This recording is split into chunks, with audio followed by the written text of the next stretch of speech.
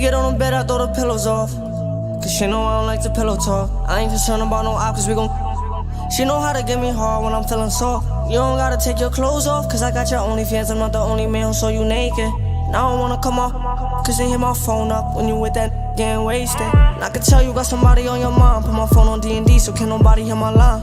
You're the only reason why your guard's up. She know who I am, and when she see me, she act starstruck. I'm from BR-OK, I know the rest. Before you have my kids, I gotta place them on your chest. And cash rolls, everything I got around my neck. I put money on your head before I place it on the bed. Tryna come up with a different plan. I be lurking when I'm searching up your Instagram. And I don't wanna see you with a different man. And now I gotta prep that I didn't plan. So let down your guard, buck up that waist like there's no tomorrow.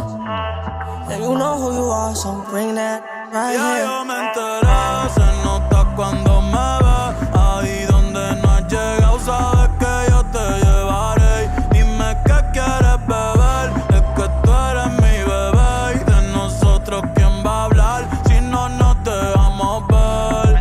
Mami, me tienes buqueado, sí. Si fuera la Uru, me tuviese parqueado. Dando vueltas por el condado, contigo siempre arrebatado. Tú no eres mi señora, pero toma 5,000, gástalo en Sephora. Louis Vuitton ya no compra en Pandora.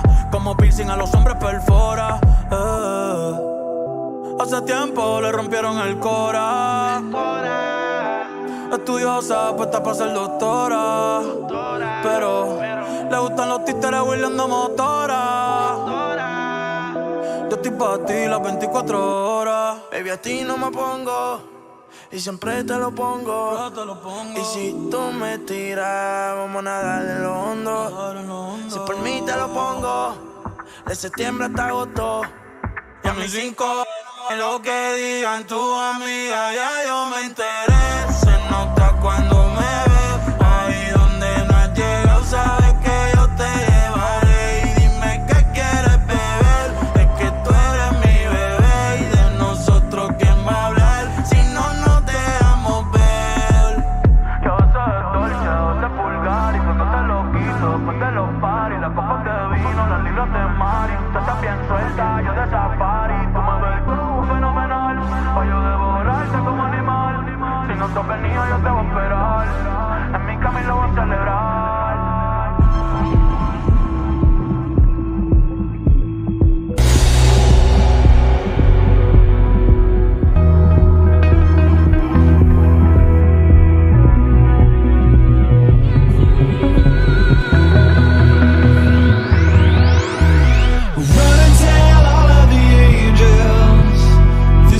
Take all night.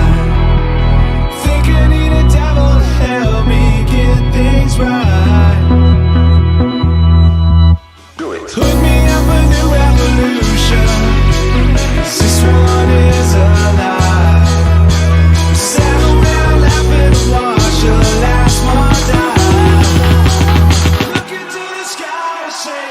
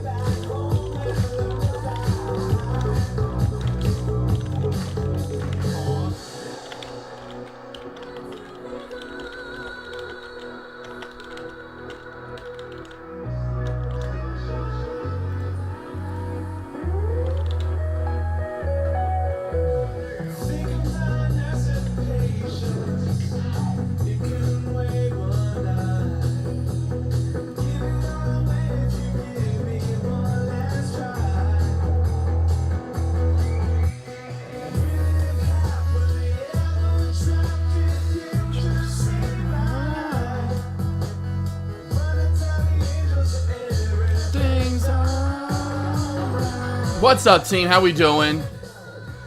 No need to prolong. What's up, Sniz? How we doing, sir?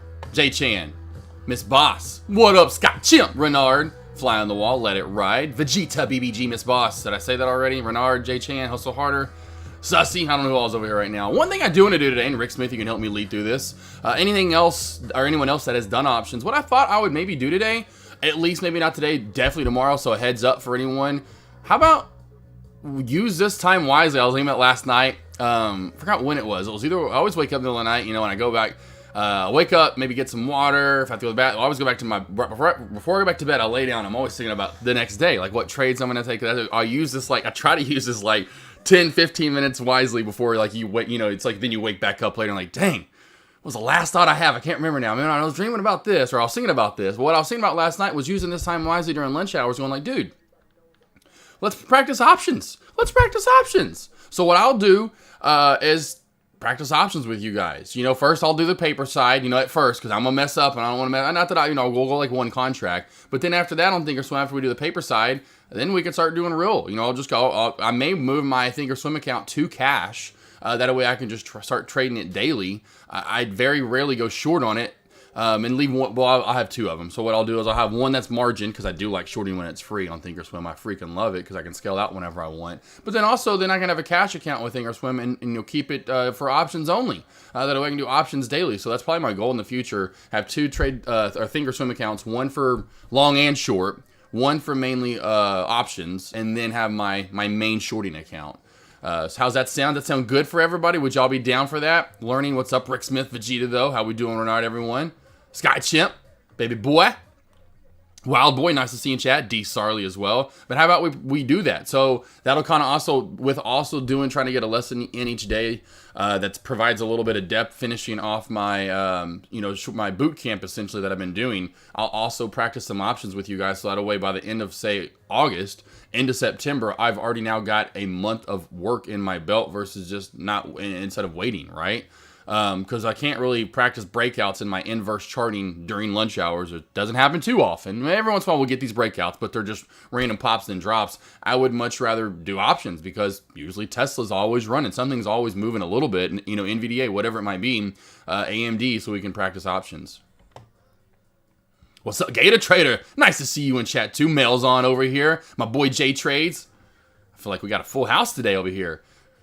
Rick Smith cash account, I think it was the way. That's what I figured. Yeah, see, that's what I'm thinking, Rick, because that's what I knew that. So I figured, well, what I'd do is because I love to short on Thinkorswim, I truly do. Because why? I just did it earlier with you guys. Did you guys take my SIGA alert, Sam Sneed? Hopefully, Samuel, you'll over here. You wanted me to go over it, although it's pretty simple. But that's why I love having Thinkorswim. I can short SIGA any day of the week, and it's free, and I can scale out all day long, and it doesn't cost me a dime. Rick Smith, though, yes, 100%, boss. Let's go on week 3, a paper tray, cash on. Let's see, approve my level 2 options. Yeah, nice. See, there we go, Sniz. So that's why I think I want to practice it first on, no PDT rules, right? Exactly. Cool, Alan. How we doing, right? I mean, we're going to like that. In the future, I'll get you guys in the future. That's hilarious. Now, I think I'll be good after this Gator Trader because I'll have so many. I just have too many. I say too many because I don't want that many. I'll have my 2 shorts that I can do, trend line cracks, shelf cracks, and I'll have my Thanos crossover to go short with that. Then I'm going to have my bounce plays that I've had forever, and then on top of the Thanos crossover with that also, I'll have the inverse plays for breakouts with that Thanos. So that'll be with 3 strategies plus the bounce play. So there's 4 right there. Then we add options into that. I mean, you got 4, 5, 6, 7 things I can do daily. It's going to be King Scipio. What was it? It's just seminar all over again right now. What's going on here? I love today. It's awesome. I'm glad I stuck around and didn't go to 4 of them. Gator Trader for Rick Smith Futures is rigged. Y'all are awesome. Regardless, I love you guys. And that's what the main thing is. I think that'll be a good idea. Probably starting today, maybe. You know, depends on what today brings us. I definitely want to get into the lesson today, but I want to give a heads up to you guys. 100% starting tomorrow, and then on Thursday for sure during lunch commentary, and then it's going to continue on Monday. I'm going to start practicing options during lunch hours. We'll get like a good 30, 45-minute lesson in every day. I'll try to do, and that's why I think I'm going to wait till tomorrow. So before like today, it's going to be completely like, I'm going to be like, hold on, this one or this one, you know? Let me read through a little bit more terminology like I did the MACD. And I think tomorrow would be a great day to start that. But I do want to let you know tomorrow, let's start doing that during lunch hours. We'll pick it up about 12:30. So 12, I'll start commentary for lunch. 12:30 will be the options boot camp. So if you're a newbie like me and you want to start learning about options, start just like deck, and you want to start A1A, let's just do it all together. You know what? Let's just fucking do it all together. How about that? Y'all like the bleep? My little minion over here. I've got minions now. So a minion actually edited that for me. I've been trading papers for about 4 months. Still can't figure out with the futures. Yeah, I've heard that about futures though. Personless Gale. We're definitely going to go for it. You know, we're going to... Oh, it's a done deal. So watch for this downtrend break 100% here on, let's get back to today. What we have going on today, we have this downtrend break over on EFTR. Watch for the downtrend break back over 172. That's when we're going to see a nice push back up. I'd say 172 to 175, then you're going to see a push to 1.8. Over 1.8, you know, you've got 190-ish in sight after that, possibly a push to 2. The downtrend break. Early, if you are asking about this, hopefully Samuel, if not, I'll go over this here in just a little bit with you as well. You can be in a 3, you can be in a 1. Of course, I was in a 1-minute time frame, but I saw this gorgeous trend line. Told you guys watch for the trend line crack short. Of course, you go back to the 1-minute time frame, you can really, truly see this trend line. It was gorgeous. It was money. At first, here was the initial one. You can tell it's almost like a flat line of shelf, and that's why I told you guys to watch out for that 230-ish area for lockout zone overall. If it cracked 230, it'd dump down a little more. Yeah, so that's why I kind of alerted that to you guys. That was the original alert to Paula. Paula, hopefully you're in chat. But here was my trend line crack right here. This is the trend line that I had in because I didn't get in the chat until probably right here, somewhere after this bounce where I had to put the trend line in, and I saw it forming pretty nicely on the 1-minute time frame. Zoom in a little bit more right there so you can see it a little more clearly. Got in right afterward. This candle right here, this candle I missed. Actually, I left the office for a minute. I came back like, no, because this dump already happened. And it came popping back up, and so I was in kind of in between these candles here for the more just like, okay, let's just relax. It's under the 9 because it was under the 9. You know, getting back to the 3, you know, in the 5-minute time frame for that Thanos crossover, it was already under, you know, and so I was like, we're good to go. You know, you missed your initial entry, you still got in at a good price. 378 was my 2378 was my entry. I always cut out that first number, but 2378 was my first number. And for the move down underneath the VWAP, I locked up some of the VWAP because it didn't look like it was going to maybe crack it first, so I wanted to lock up a little. Then it cracked the VWAP, locked up the rest down there at that 930 or 2330-ish mark. Then we went for round 2. Did alert this to everyone in chat. Watch for the 2330 crack down to 23. It got super close. Just the reversal I knew was coming. I knew that's what I said, close to 23. It just didn't get quite down there, and is in this candle that I started locking up. Got close to getting back through this little severe downtrend right here, and that's why I was telling you guys to lock up if you are short. And actually since then, and it has been, which is pretty cool, that has been the lowest area to get out from that short. That was it. I locked up right there from the round 2 from that 2335-ish, 2330 shelf crack on down. So there was my treat for the day right there. I was in, boom, boom. Not in chat till about right in here, somewhere in here, and I alerted it to Paula. I know, if you remember Paula, 9:23 my time, waiting for the trend line crack, and then took part of that down through the, I think D Sarley, maybe Super Buddy. I don't know how many of you guys took part of that. Maybe a raise of hands to go, yes, I traded that. Make me feel a little better about today. I'm having a good day, though, honestly. I love coming in with you guys. Yeah, Super Buddy, anyone, Miss Boss, D Sarley, if you're in chat, love knowing when you take those trades. Lets me know you guys are actually listening to me. I'm like, yay, they're listening. Let's go back to FAZE. But I have SIGA on watch. I have FAZE on watch. ILAG, geez, I just alerted this to you guys. This was such a good short opportunity today, team. Multiple times, you know, to be honest, I'm not going to go through them all, but ILAG, I missed this one today. FAZE, we were just alerting this over in Dex Lobby. I know Mel was talking about this, saying let's go AK, and then said looking at FAZE still. And what did I say, Mel? I said watch for the squeeze. Definitely still in squeeze form for push to high of day area. And now it is a very up and down mover, but there is that nice downtrend break squeeze up to test this high of day area. We have failed, but still holding up above the VWAP. This main support 15.5. So I'd say, again, some of your top movers to look at, which again, we know a little slower today, a little bit more of the chop fest, but I'd go FAZE. We'll go with, and SO, here's another one from yesterday, team. I don't know if you noticed some of these, another great short. The other mover from yesterday, SOS, great short opportunity. Now, it's been a bit lower volume, as you can tell overall, but still a great short was SOS. SIGA's one to keep on watch. I would say Phase was the other one in EFTR. Now that EFTR has broken that downtrend, can it hold the downtrend break? Stocks you want me to look at, let me know right now, team. Look over anything you want me to look over 100%. I got HLBZ on watch as well, but HLBZ is looking like it's going to dump down. It's getting close to that lower VWAP band. I just don't think HLBZ is going to provide us the life that I think you guys want today overall. It just isn't going to happen. D Sarley, awesome boss.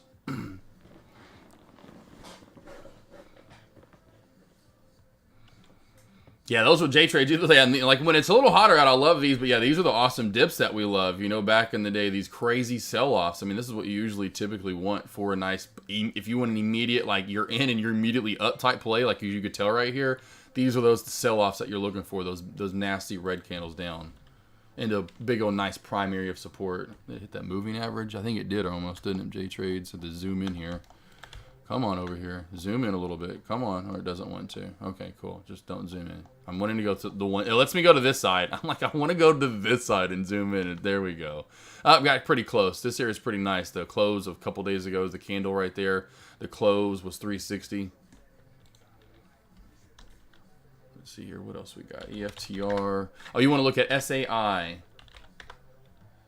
Sigh. Be careful with SAI. I don't think there any news on it. Another Chinese play, maybe, possibly. Definitely no news. There was some news yesterday. It says SciTech announces major North American distribution center in Ohio. Ooh, watch out. Let's see, a global energy-saving Bitcoin mining operator. Okay, never mind. Maybe not being. I guess not. Maybe. Well, it is located in Singapore, so. But still a little bit different than some of the plays we've had recently. So it has some sort of news from yesterday, and it is, Bitcoin mining. See, 30,000 square foot. Nice. Does have some sort of news. Again, let's go over to the if it's mentioned over here, it is. Okay, cool.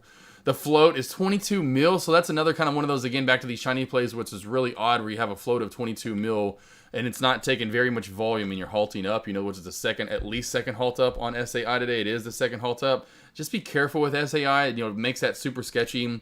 Probably, I don't know. Okay, we can zoom back.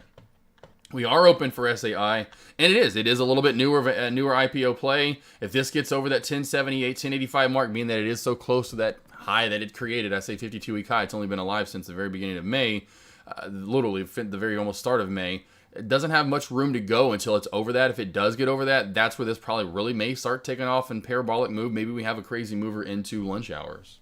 Through lunch hours, I guess I should say.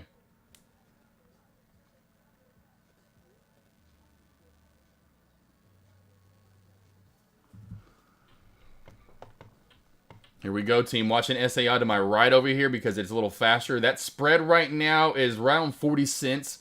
Sometimes it gets a little lower than that. Like right now, I got around to 20-25 cents. Just be careful with SAI. A couple of upper shadows forming a tweezer top here on the 1 minute time frame.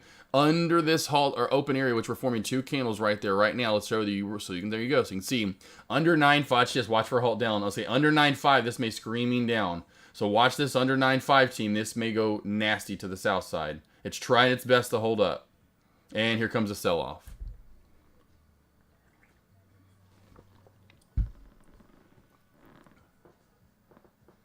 Look at all these gold traders in chat. Run on the banks. What's up, baby boy? VRNA has to, let's see here, go back to 3 minute time frame. Go out of this. Has to be great so far. How much lower do you think you can go? VRNA. We'll go back to this real quickly. Oh, yeah, beautiful short. Yeah, I love these. See, this is what I remember. I went over this yesterday, team. Did I have any of these that I show you? At least two yesterday examples. This is what I'm looking for day in, day out. Is it not for a great short opportunity, team? Gap up. Full, even if it does have news, especially in times where we're just not holding and everything else is just not moving to these plays, we sell off in that first 30 minutes to an hour like I talk about. Usually we get the wind down. This was a gorgeous, such a gorgeous short. I think overall, it's pretty close to being at the bottom, honestly, running on the banks. I would say if it gets under 10, it will dump more, but this at 10, that's redonkulous low. $4 already in the first, first 2 hours essentially of the day, right? 2.5 hours of the day. This has gone a lot. So I would say if it goes under 10, we do have room. I will put this on so I can see yesterday a little bit more. I like when they put this on. Yeah, and there wasn't much yesterday. I have a feeling it was kind of like one of those that happened this morning. Let's put it on my chart because there may be more actually, because that's the one thing I don't like about trade ideas. It doesn't show all the way back in pre-market. Okay, there's not a lot that happened under 10. Under 10, this may go down to about 950-ish. Okay, so overall, I could see this down to 9 today. Around 950 to 9 overall. 10 is really low running on the banks. 1475 is high of day, so we're already down almost $5. We're at, 450 down already right now. I would say if this gets under 10, you got to move down to 9.5 next, and then under that, possibly about 9-ish or so. Good job, Saki McDoogie. Gee, Malimos. Loving. What's up, Love Chip? I'm telling you, I just feel like this is a big seminar reunion.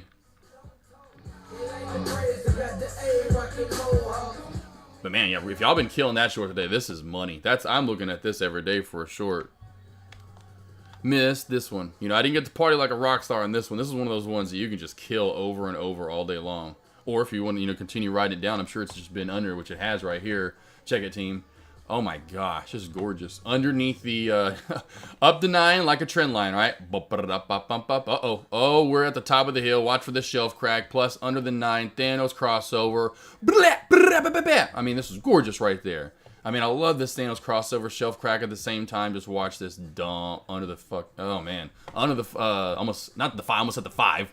Under the 9 EMA on the 5-minute chart. And I've been noticing, I think Sniz has noticed that as well, that 3 minutes, fine, but that 5-minute chart, team, you're going to notice a lot of tickers that with the 9 EMA, that 5-minute chart. Oh my gosh, it's gorgeous. Here we go. Maybe dump down even more. But not the 5. The 9 EMA on the 5-minute chart. 9 EMA on the 5-minute chart.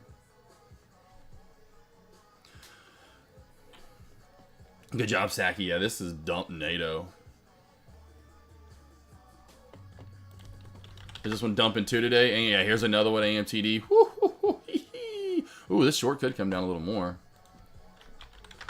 Party like a rock star. We have room down to about 230-ish or so. So AMTD, watch this under this 245-ish mark. 245 mark. This does have room down by another 10, 15 cents. So you see this gorgeous shelf being built in right here. That is gorgeous. Underneath this shelf, this could dump down even more.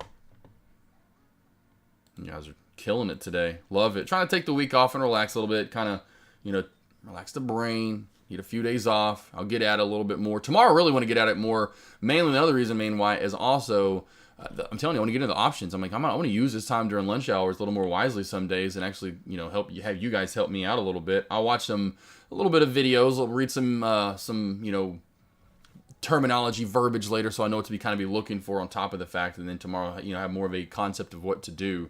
And I say we try to get after it. I am the only one that hasn't a clue what the Thanos... Yeah, Saki McDoogie, you haven't... Because I don't think... Were you out of chat and back, right? I can't remember because I know we have a lot of traders that do that. But Saki, you've been around, I know, for a while, right? You've been in chat, it seems like, for a year at least, if not longer, maybe.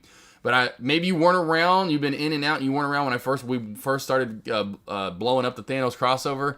Because I think it's been, which I'm gonna put a part of course, this... Let me get the shareable link.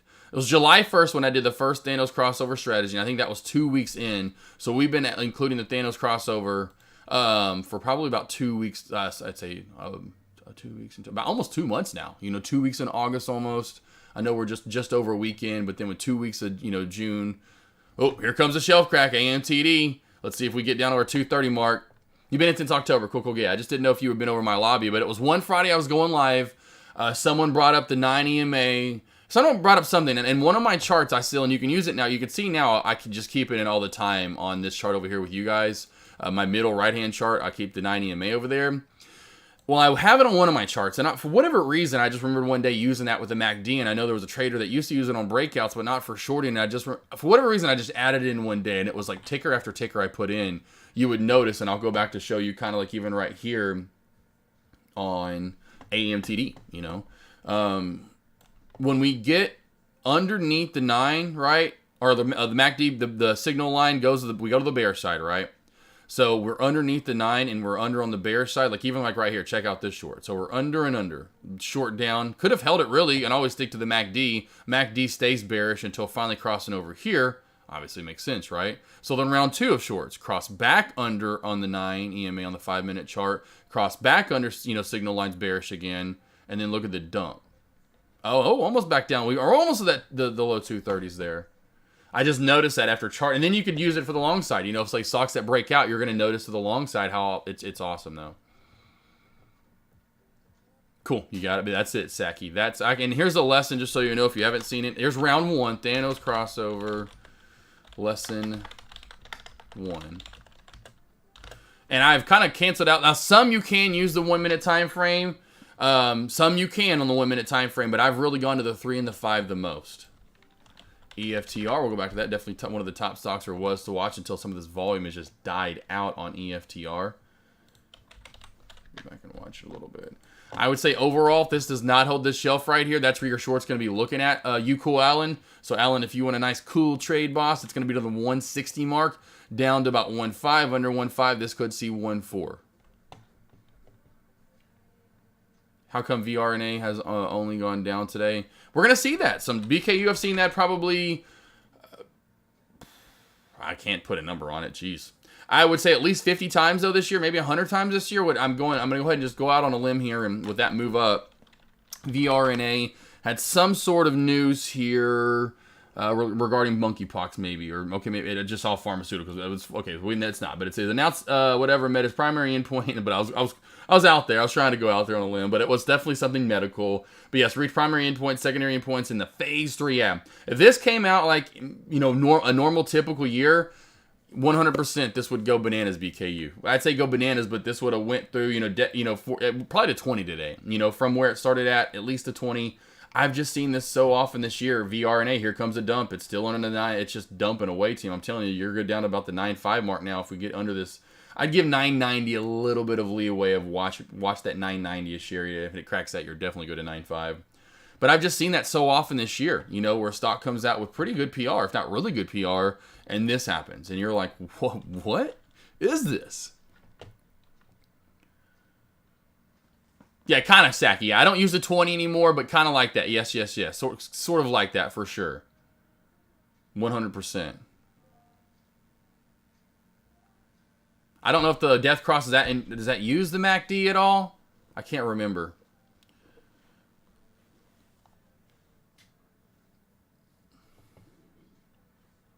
So can you post the study for Thinkorswim on the MACD? The settings you're using, trading view is different. Yeah, so it's 12, 26, and 9. So if you're using the MACD, your fast link, here you go. There you go.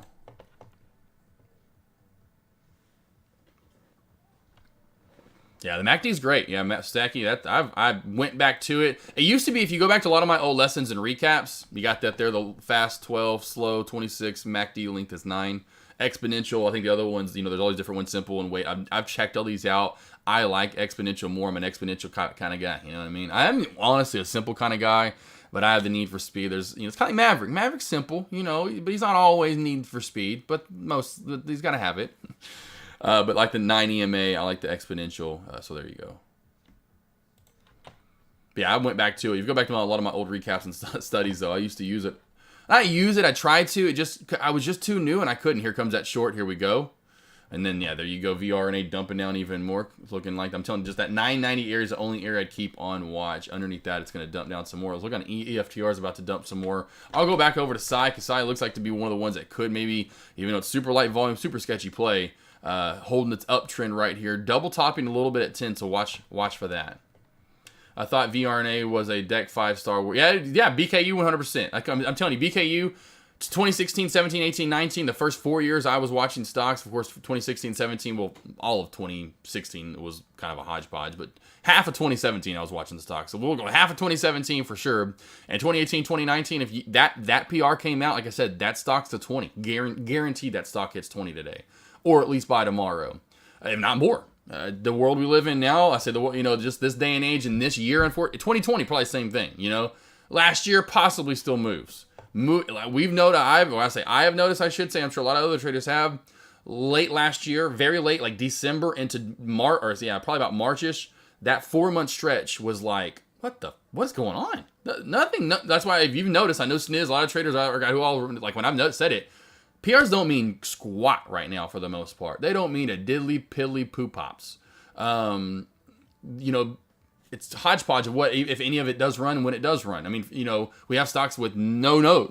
Do, HKDs of the world rock and roll.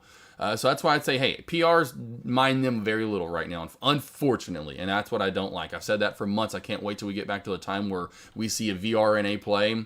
Not that I even look, but I'll look real quick. Let's go to just a floatchecker.com, and I'm going to bet it's a decent float. I bet it's not super small.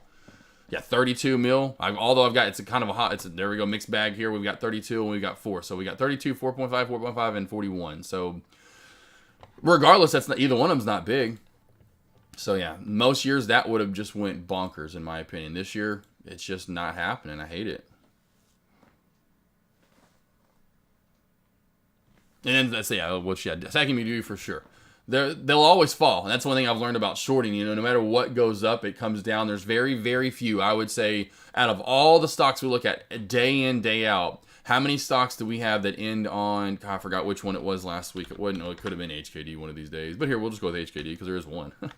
How many days do we have, with no upper shadow? Like some of these days with HKD where it's just straight up and it closes with no, it didn't give back hardly any of it. Very few and far between, right? Most times you're going to have tickers like, just go back to, what is today's? We'll just go with that. Well, SA is going to be probably a bad example.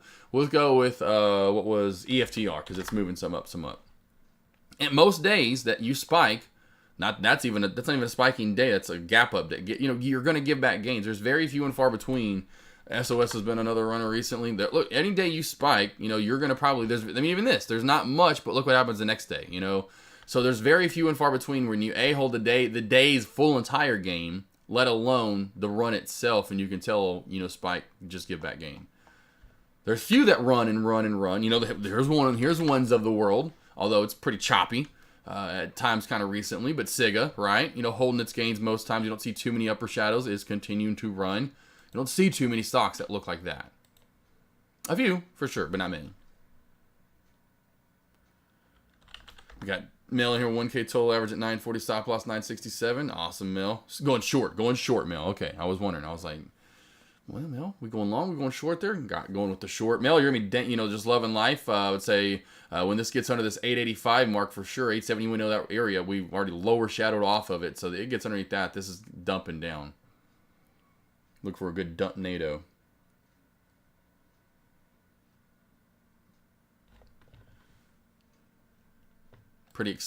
Honestly, especially with helping you guys, again, I will alert tomorrow morning so to be ready. But to come on over here, so any of you that do options, if you do options right now and you have been doing them for weeks on end, definitely will have you come on over tomorrow. We'll have fun doing some options, stringing me along the way and helping me out. Let's see, actors for J trades, I should say. Yeah, seen a lot of downtrends. Yeah, there's definitely a few downtrends right now. Well, the main reason why it reminds me of just because of stocks that have, spiked and everything's starting to start giving back their gains a little bit, So that's what it kind of reminds, I have to put it to, is that not many stocks are holding their gains today. HLBZ, any of these stocks we've looked at, they're all in this downtrend mode from just not being able, there's a small downtrend break, now we're in a new downtrend, but just not being able to hold their gains today. Spiking, then giving back. A great way to create the downtrend. FAZE still keep that on watch. I have this on watch over here, team. Here comes your EFTR short for those that did take this gorgeous short. I say gorgeous. It's just been a slow and steady mover from this 160 shelf crack on down. Nice little short so far. Still have SIGA on watch. Get this old trend line off from earlier. Nice little double top resistance right here. Any questions, though, you want me to go over any stocks, let me know. Really just waiting, kind of like J-Trades is talking about. You're just waiting for something to move and the downtrend to break. Maybe FAZE, SAI gets on the move for us. Otherwise, we're getting a lot of dump NATOs and pullbacks. I'm in EFTR again, like I said, down below 1.5 now. We have HLBZ now back below 1.8 now. So we're getting some PBs. No J's. Need to get a better understanding of all these possible ways to trade options. Am I the only one who feels like a noob on options? Oh, no, I'm right there with you. I'm right there with you, Sky Chimp. I'm right there with you. Deck was too. I mean, he just probably learned some terminology and basic stuff. The fact that we've been trading for a while, it probably won't take us too long, honestly, in the end to, figure out what we just, to me, it's just the terminology, and what the certain things means and I need to be looking for, the strikes and I know what a call is and what you know what I'm saying. Some of the simple stuff, but yeah. So I think it'll take 3 or 4 days, and then boom, we're all gonna be rocking and rolling. Just come over during lunch hours. Come over during lunch hours, baby boy. Hi everyone, just came out. It's going to too depressing and nerve-wracking for me to trade in. Hoping things pick up tomorrow. Good luck, everyone. Melissa, nice to have you in.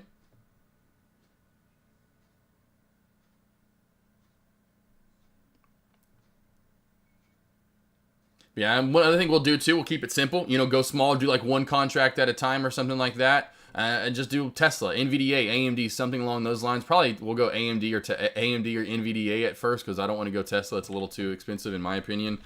So we'll go with like NVDA. Hopefully the SPY is also moving a little more tomorrow. It's not like there's been a lot of great movement to do options, I'm sure, today. I'm sure there's been some decent moves. But we'll get some calls and puts on tomorrow on NVDA and AMD. Hopefully we'll get a little more movement. And then trade those with the SPY for sure. Have some fun doing that tomorrow for about 30 minutes to 45 minutes. Maybe it lasts an hour. Still keep SAI. Captain Sai on watch right here, team. SAI. squeeze mode. So this is still downtrend right here. You can see the downtrend. I'll put this nice downtrend. Pretty steep right there. Nice, beautiful uptrend. Pretty steep right there. Mark the uptrend as purple. Oh, come on.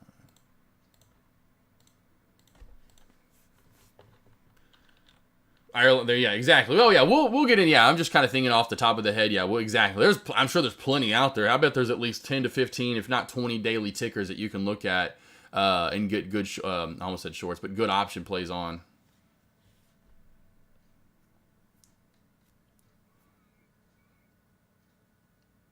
So, like I said, I will look more into it before we start tomorrow. Like say tomorrow morning, dive into it tomorrow morning a little bit more. So I will admit today I will be trying to enjoy this afternoon. Tesla, yeah, they're all dumping away, Dick. We just looked at. That's funny. We just looked at AMD. I mean, they all look almost similar. Just watch AMD now. Watch NVDA. They almost look identical. F will probably be in that same boat, right? So.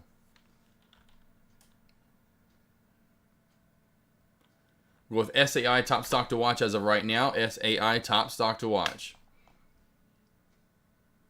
Got some downward movement on EFTR. Ever after here.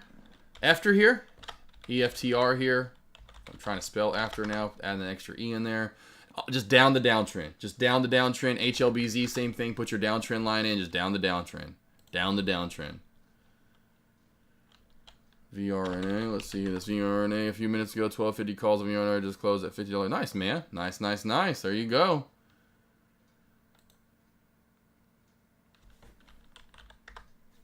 Now, there you go, Mel. Let me lock you in. So that area's right here. That's crucial. I mean, we know this main area.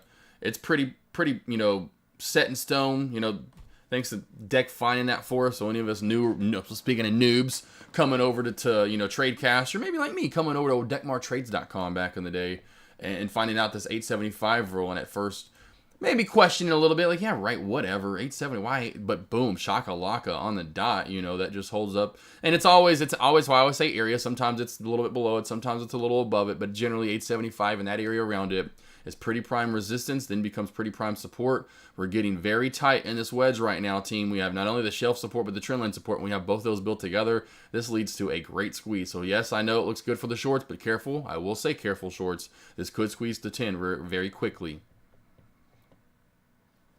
There we go. Nice. There we go. Sky Chimpization to man. There you go, baby boy. Ever after here, team. Anyone? I forgot. Who took this short? Who took the EFTR short?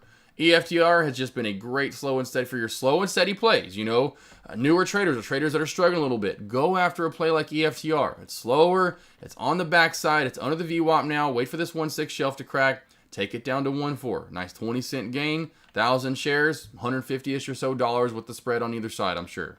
It could be 180, 190 easily, you know, taking it all the way down. And that's just 1,000 shares.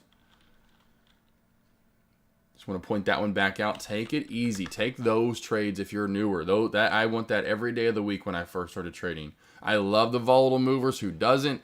But they also sketched me out and scared me out, where I was in the play, out of the play, in the play, out of the play. Or that's where I started trusting plays like EFTR, where I can go smaller share size.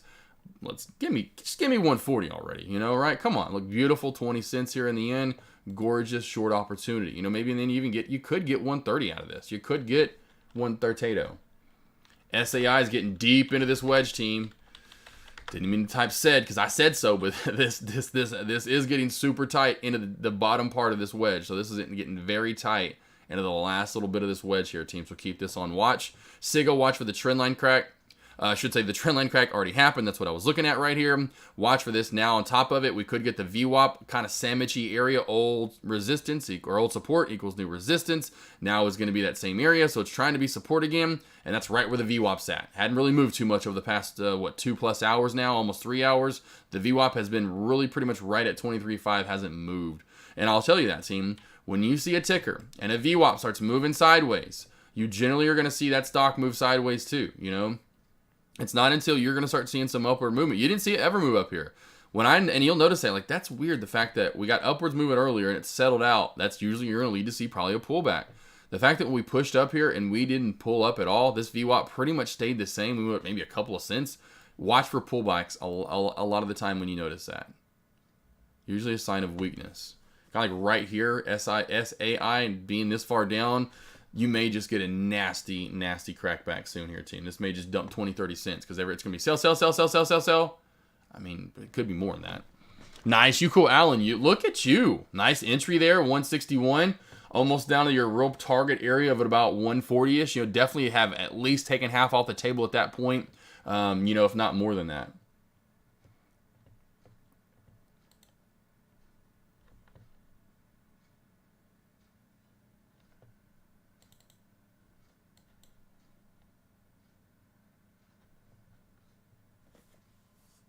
And here you go. Here's your watch. This could start dumping down some more, team, right here, team. Under this 850 mark. If this comes under 850, it's really going to dump. If this gets under 850, there's a couple of small, because they're not big orders that are playing SAI, but that's the bigger orders I see are right around the 850 mark. If those crack through, it's going to just completely, you know, boom. That's when that big 20, 30 cent pot or drop, I would imagine, happens. A lot of big order, not big, but big for SAI. That's where those orders are at. And it's bouncing off of them over and over. And that's a good thing for you shorters when it's bouncing off of them, because what are you doing? You're taking out shares. You're taking their army out essentially over and over and over. So the more you take their army out, the weaker they're getting. SAI. Oh, yeah, I should say ever after. There you go. There it is. I think I almost hit it on the dot. It did. Boom. There's your 140 right there. There you go, you cool Allen. So hopefully you took some, at least half, if not 3/4, somewhere in that range. And look at that, right off of 140 back up to 1.5. Right, look at that. The low, the L, the low, 140 there, right on the dizzles. I don't know why Snoop Dogg has to come out of me every once in a while. Like, Snoop! I got too many characters in me. Snoop Dogg, we got Day Trade Professor coming out with the baby boys all the time. Watch out for this. I'm telling you, it's like 855-ish or so, and it's about to start cracking. Oh, it just tested it again. Oh, it's getting close here, team. Shorters, I'm telling you, watch out. It's about to start dumping. Come on. Go on. Flush it out. Flush out. Flush. Flush your rooski. Here you go. Told you. There you go, baby boys and girls. There's your flush. There we go. Here we go. Flush. Ah, right down the toilet. Hopefully you took most of it right there, team. There's your dump. There was your quick little 40. There was that, well, I say 40-ish, but it was close to 40 cent pullback. Kind of what I was talking about. 30, 40 cent kind of big move there for you. There you go, team. Nice little short NATO. I still have FAZE on watch. You know, FAZE, keep this on watch. You know, it hasn't done, you know, that move down like SAI, which we kind of imagine, you know, SAI, that volume just rather relatively light and scattered, where this has at least somewhat held its volume throughout the day. It's tried to, you know, it's low volume with the big burst earlier and actually holding its gains. Put that trend line in right there. It's getting pretty close to it. Top resistance now in this 3-minute time frame. We'll go right about this 1630-ish area. 1630 for FAZE.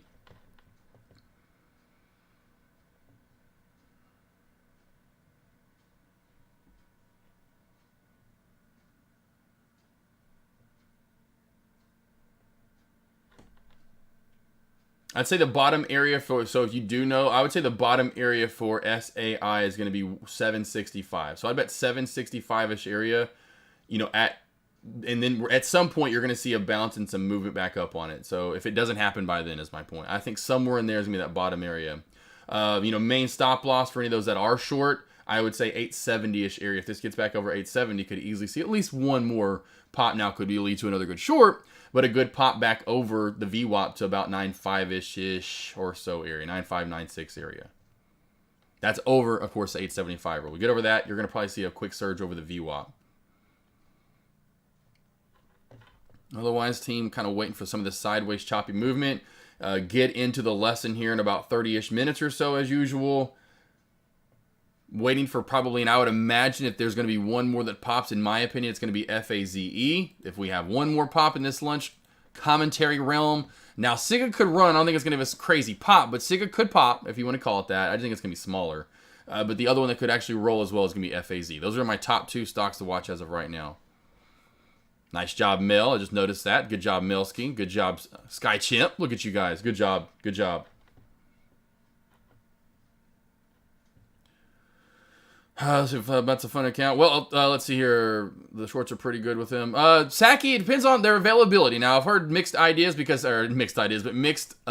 on that and mixed Reviews. Now, I have had some traders, which I'll put this in real quickly because luckily Alex Vaughn came on over. That's why I didn't see you kind of like late June. This is why I did interviews with Living Like Madigan, Alex Vaughn. I did actually an interview with Ashton Nolan, who's really a big time, I should say, options trader. But here is AV's, so that's Alex Vaughn, AV's trade station, so TS tutorial and setup video. So I've heard, and so Tim Z went over there. So Tim Z, maybe you've heard of Tim Z in chat. He's pretty big over in Dex Lobby. Definitely, he's Golden Mile Lobby. Very good trader. He went over there for a minute, and he point me, and they're always gone. So by the time he tried to get them, now kind of like Thinkorswim, your AMDs, NVDAs, your normal easy to borrows are always easy to borrow. You can always get those. I will say they have a little more availability on those kind of plays like we're looking at that pop up, but you better run to them and get them quick, because if you don't, well, from what I've heard, their availability runs out rather quickly. So when Alex Vaughn gets back in chat, 100% ask Alex Vaughn, because Alex Vaughn, now gold for sure over in Dex Lobby, but was gold over in my lobby way longer before. Very good trader. He's on vacation still, but when he gets back, ask him any questions you have. I know he's probably the number one, kind of like me and Thinkorswim, me and kind of like obviously for sure active trader, but we're probably the two most, hey, Thinkorswim, which of course there's others that use it and love it. But we're the two like big promoters of it in chat. He's the biggest, lover and promoter, I would say, of TradeStation. Yeah, so hi, Sam. Yeah, I went over that earlier. So Sam, I went over that earlier. I didn't know if you're in chat, but now that you're here, I had a feeling that was going to happen. I will go over it again. And if my wife ever asks why I repeat myself so much, I'm going to blame you. I'm just kidding. Do they have a limited amount? No, they don't. So Saki, they don't. They do. They don't have a limited amount. I opened up with them, but didn't stay with them because of that reason. I like Lightspeed more still. And TradeStation or TradeZero, you're gonna get more shorts with those. You're just gonna pay the fees. You're not gonna ever pay any fees to locate those shorts over on TradeStation. They're just not always there. So you can try them out and see if you like it for sure. I would say if are you gonna get more shorts between them, Webull, Thinkorswim, TradeStation, Webull, or E-Trade, some of those top prime brokers that are, first mostly for longs, but you can get free shorts, and because it's, and of course then it's also there's no commission fees. You can scale out as much as you want or scale as much as you want. I would say probably TradeStation is gonna be the winner of that argument, but again, it's not like you're talking about an argument to, say now you're talking about Centerpoint, Lights, whatever, all the Cobra and all the top brokerages and all that kind of stuff. Oh, Sam, I'm going to freaking go over it. Yeah, it's Saki F TradeZero. Only reason I have TradeZero is because of their level 2. Their level 2 is by far, it is my favorite level 2 I've ever seen. And I've been with a few different brokerages, but TradeZero has the prettiest and fastest, shows you exactly where the stock's going to open up in a halt level 2 I've ever seen. Look where this just hit, team. Uses, let's see, Tim uses Cobra. That's what I thought. I know, yeah, that's what I thought. Yeah. He's moved over. He's moved away even from them. He was at Lightspeed, paid too much there. Went over to TradeStation, couldn't get shorts there. Now he's over at Cobra. Cobra's the other good one. And that's, look what it just hit off of. I said 765. Don't forget. 761. Oh, I was close. 761. I said 765. So there you go, team. Hopefully you guys locked up some more of your shorts right there. And there's your short. There's your short NATO of the lunch hours. Sam, I'll go over it. The heck is an OSO order? Oh, I know. Yeah, over the, let's see, the count. Let's see. Well, I forgot what they're called. Like exactly. OCO bracket. I forgot what the OCO stands for, but say Thinkorswim has OCO, but I know OSO is the other one. I forgot exactly what it stands for. Over the counter. Just kidding. Over the counter order. Over the counter order. So you go to you go to your you can just go to your local convenience store and get them. What is my cost basis I got in before the split? 104.10. 104.10 Trader L's. I wanted to add more. It just never got any lower. And the times it got lower, my orders never got hit. And I was so mad. I wanted to get more share size. I wanted at least 500, if not 700 shares. 7's my favorite number. So I wanted 700 really. At like say a cost basis of 102-ish. Because that's what it would have been if I would have gotten filled on my orders. It would have been like low 102s, but it's okay. It's only $2. My average is 400 shares at 104.10. Other cancels other. Thank you, Gator Trader. I completely forgot. Cobra, I think it's 25K. Is it 25K or 50K? I can't remember, team. Is it 25K or 50K? But yeah, one cancels the other. I remember. I can't always remember. I remember other was in there, but I'm thinking over the counter, and then that was in my head. Your boy AK was all over the place with that one.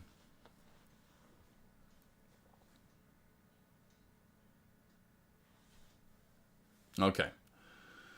And that's what I thought, Rich Green. Yeah, you can place. That's what I thought, which I love. Yeah, other cancels other. So if one gets filled, the other, you're in. Okay, cool. That's great, Trader Ales. Yeah, that's great. 111's badass. So 111's great. I was in at 105. I was just getting filled on the way down. I was trying to tell you guys when I was putting those orders in on the way down. I was, had the orders in right under 115. There was some under 10, like at 108, 109. Some around the 10. But I'm going into like 25 shares. Then some were 50. And then I was getting heavier as I got down. I had a lot of fills at the 102, like 75 mark.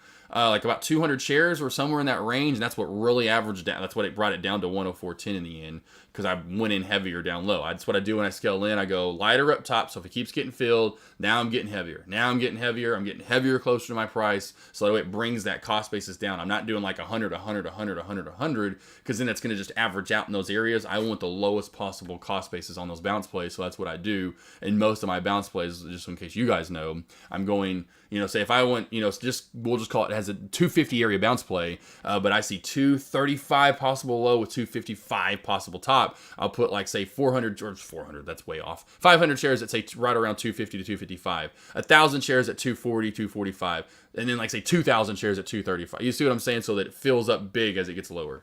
All right, SIGA from my man Samuel. Let's get into this.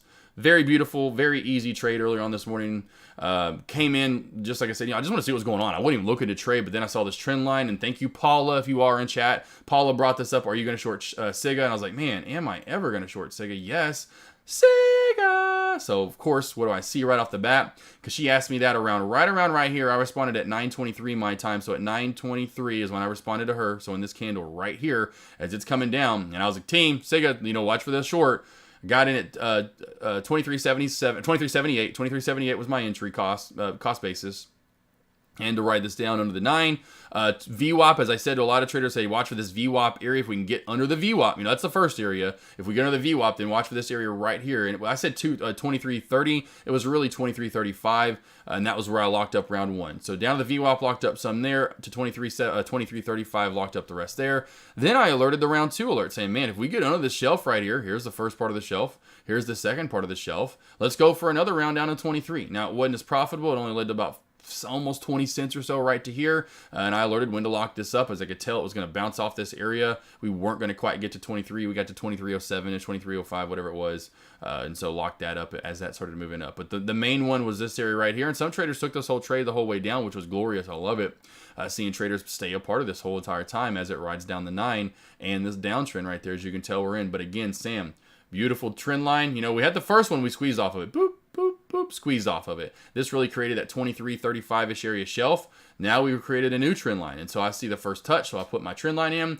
There is my first bounce off of it. Now I'm just waiting for the crack, and we're getting in right here, just waiting for this to do this, which usually sometimes will build a little small mini shelf outside the trend line crack, which we did right here at 2375. And I was just waiting for that to, for that to crack, and then boom, immediate pullback to the VWAP, and then, continue from there. Got that, Samuel? Putting 2 words in one there. 2 names into one. Look at you guys just killing this. This went down further than I thought it would. And a lot of reason why that lower VWAP band, everything else is getting dumped away, team. The glorious short. This is why Mel's 419, well, I don't know if 419 tech shorts that mud. I know a lot of traders that do, but this is what they're, Alex Vaughn's for sure during lunch hours. This is what they're looking for. That's why I tell you guys to look for these shorts. When you see anything like this pops up out of nowhere during lunch hours, it had no volume at all to start the day. You're going to probably usually 7 to 8 times out of 10. That's 70% of the time, team, which is very high. You're going to get not only a short, but a very good short opportunity out of these. I swear. And here's another one. EFTR team. Who stood? You, Coel, you stay in this a little bit longer? Finally cracked that area, and you got your, there you go. You got your 130. Remember? Talked about this earlier. Hell, you may get 130 out of it. Got close. Got 132. Good shorts there, team. Good lunch hour short NATOs. Trend line crack, 160 shelf crack, and then even the last one was the 140 shelf crack. Got it, Samuel. I'm waiting for my L, so I'm going to be adding that to your name real emphasis. Oh, I got it right the first time. Bam! Emphasis on the L. Oh, real quickly. This will be a giveaway in 2 weeks, team. What's the name of my new puppy? Name of my new puppy. It's all right, Yuko Allen. 145, that's still a good trade. Anyone know the name of my new puppy? I talked about this yesterday. It's a character off of... Oh, there we go. Okay. Now that's going to be a question. In 2 weeks, I'm going to pull... Like I did with Queenie. I'm going to pull out with Queenie. I'm going to pull Elle up and be like, what's the name of this puppy? And then boom. That'll be a giveaway. Oh, hush. I know they're going outside. I don't know why she does that too. Actually, they're not going outside. Your mom's probably back home. I know. She left. Love it. Love it. Love it. Love it. Awesome, and thank you, Rick Smith. I got some DMs, and I saw that. So Rick Smith, thank you for the DM. I appreciate that, boss. I will definitely watch Adam. It'd be awesome if it was Adam Richmond, so he was not only like eating like big chicken legs or something at the same time as not only going over Jimbo. There we go, though. But yes, Jimbo Tourniquet, and either spelling, don't. If I see ELLE, I'm not taking it. Not taking ELLE. Ooh, getting a sandwich Sky Chimp. I like it. Getting a Sky Chimp sandwich. It's got to be either EL or L. Literally. I'm not taking ELLE. Looking for one more trade today, preferably short. I would say your next opportunity, I don't know if traders have shorts on this or if they have gotten expensive, but this is probably going to be a pretty good short if it doesn't squeeze. I would say trendline crack back onto the shelf, which is right on the VWAP at 15.5. I think we see a nice pullback. Back down possibly to the 14.7 area. So this could be your another good room to run down short right there. FAZE phase. Did not watch actually, which we're going to actually, it's either, last night we just enjoyed the night, finally because she actually, like I said, went to work. So today she's taking her first day off, but we're going to enjoy, well, I say enjoy, we'll see. But Doctor Strange tonight. So if you wanted to ask, you're like, did you watch it? I did not. Give it about another 15 minutes here. It's a little bit slower today overall. We can tell that. I can just tell that as it's only been 50 minutes or so into lunch commentary. We haven't gotten even into an hour live yet. So I will get into a lesson, though, team, here in another 10, 15 minutes. Any questions you have, any comments, any tickers you want me to go over, let me know. I mean, how is this going to have this stock up for today? How are they going to have this stock? Sky Champ, you still around? Probably not, but if you go get a barbecue sandwich, that's fine. But how are you going to have barbecue up today? I mean, you're just teasing me to have a ticker like BBQ up. Oh, I've just been hungry ever since I've seen that earlier, coming into chat and pulling up trade ideas. Like, you got to be kidding me. Have a stock BBQ. And then it not run. I can't trade it. It's like a tease. Like a tease, Queenie. I know. You hear that? I'm hearing you whine. You're so cute. Like a tease. Like a tease. I'm going to put barbecue. Oh, come on, Miss Boss. You know I love my barbecue. I love barbecue, team. I could eat barbecue and Mexican every day. I could have barbecue or for lunch or breakfast or breakfast, lunch, or dinner. I could go from like barbecue, lunch, Mexican, and probably Mexican for dinner. Just have leftovers. Next day start out with Mexican, then go to barbecue, then go Mexican barbecue, then start the next. Sacky McDoogie, anytime, boss. Saxters, nice to see you over in chat. Today's lesson, team, which I want to get into because I want you guys to really hone in on this. Me getting into my shorting lesson, kind of what I did over at pretty much what I did at the seminar. I want to get into that lesson today. I'm sure, yeah, Miss Boss, I'm sure I make as the most accurate ticker name, right? I'm telling you, BBQ, love it, yeah. But yes, let's see, I know, I'm sorry if I make you hungry. I know, it's like, that's why one day I know Geek Bomb was like, yeah, I already ate because every day I get into this lobby and AK gets me hungry, so I went ahead and already ate. Maybe a good idea to anyone else. I was like, you're right, Geek Bomb. I'm sorry, it is my fault. I suck.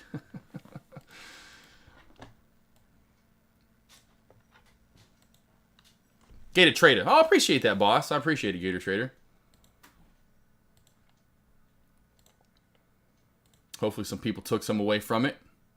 Crazy. That's already been almost 3 months now, team, since the seminar. It's already been 2+, but it's crazy. I think we're moving up on 3 months since that seminar. Mind-blowing.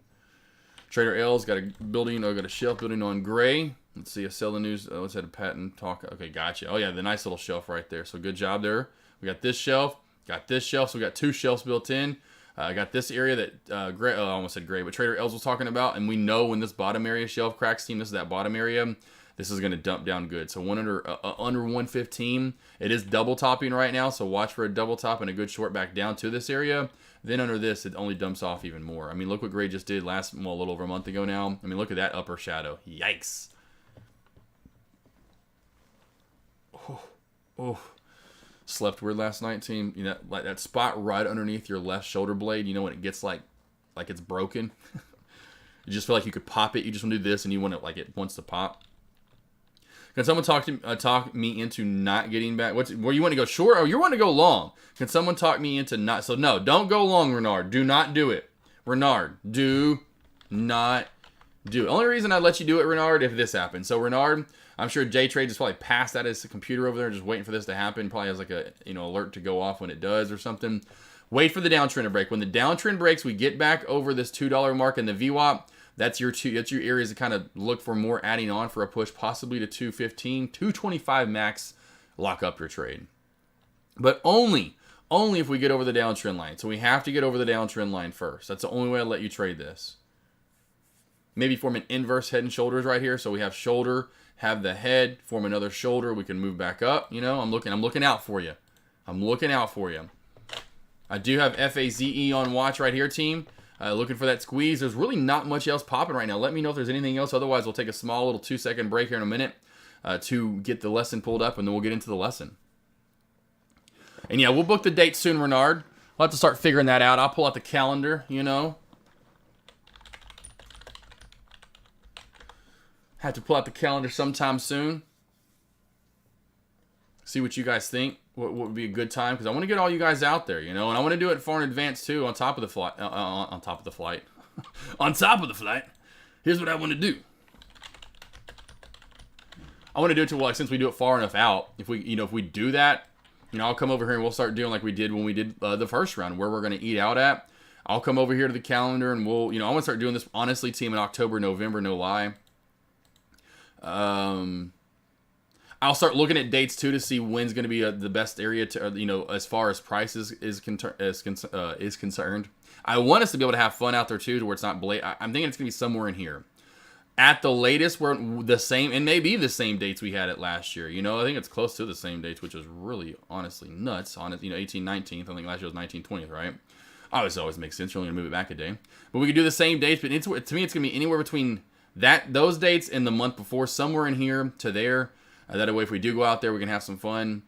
Try to maybe plan something extracurricular, like maybe pool fun, maybe a golf event fun, maybe, we do the house thing where everyone comes over and we kind of trade together for, like, before we even start the seminar. We do, like, an extra ticket for that, and Deck and I will get a bunch of food and just cook it all up. I don't know. We'll figure it out. But I want to do it ahead of time. But I'm thinking right here that, as of right now, is there anyone in chat that would be opposed to doing it next April or May? Would there be anyone right now that I just couldn't do April or May? Or if there's a certain time in April or May that you can't do right now, speak now. If you can do it, that's awesome. But if you can't do it. Renard's like, I can go, I'm going. Renard, you're there. I know you're Super Buddy, I know you're there.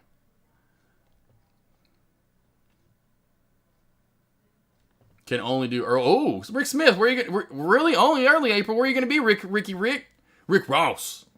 Come on, where are you going to be, Rick Smith? Only early April. That's going to hurt, Rick. I'm going to try though. I was like, where are you going to be all of May? Because I want us to enjoy outdoors.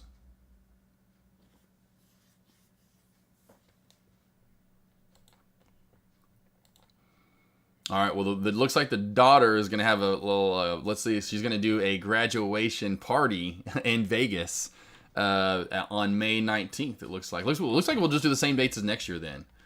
And she can just come on out, Rick. Oh, SAI team, look at this just dump off. So I'm glad you guys got a part of the short. This did just dump off. Congratulations, shorters. Just what a beautiful dump here for SAI. Really not a lot of movement. We'll get into the lesson here soon. So Rick's the only one so far. We can maybe do that next time. Maybe next time we can talk Deck Commerciante and coming back, because he's just flat straight going straight to the West Coast, from Miami all the way to Vegas. I mean, might as well just go straight to LA at this point, but I would imagine Vegas is going to be our West Coast stomping ground. As much as he's brought up Vegas, I think it's probably a done deal and a lock by now. Now, can't say that for sure. Obviously, I haven't even talked about finding a place yet. But after that, maybe we can work our way back to the East Coast and do one like maybe out in the mountains. That'd be pretty cool. Again, got to have a place to lodge. A place got to be able to get all those people in. That's why Fort Lauderdale, we chose that. Vegas is going to be the same reason. Anyone in the world can fly to Fort Lauderdale or Vegas and for a primarily cheap flight. You know, that's the reason why having those international airports. Now, of course, there's not many places like that where we can do the ski trips. You know what I mean? We have to fly into Denver, drive all the way up the mountain. You know what I mean? So I don't know if I'd love it. I don't know if that would be possible. Because that'd be like more of the like I feel like that would be the ups that we might as well just go to the Swiss Alps. So that's going to be for the Euro trip. All right, might as well just wait till we do the Euro trip. Everyone's got tons of money. I don't know how people could afford the snow ski trip.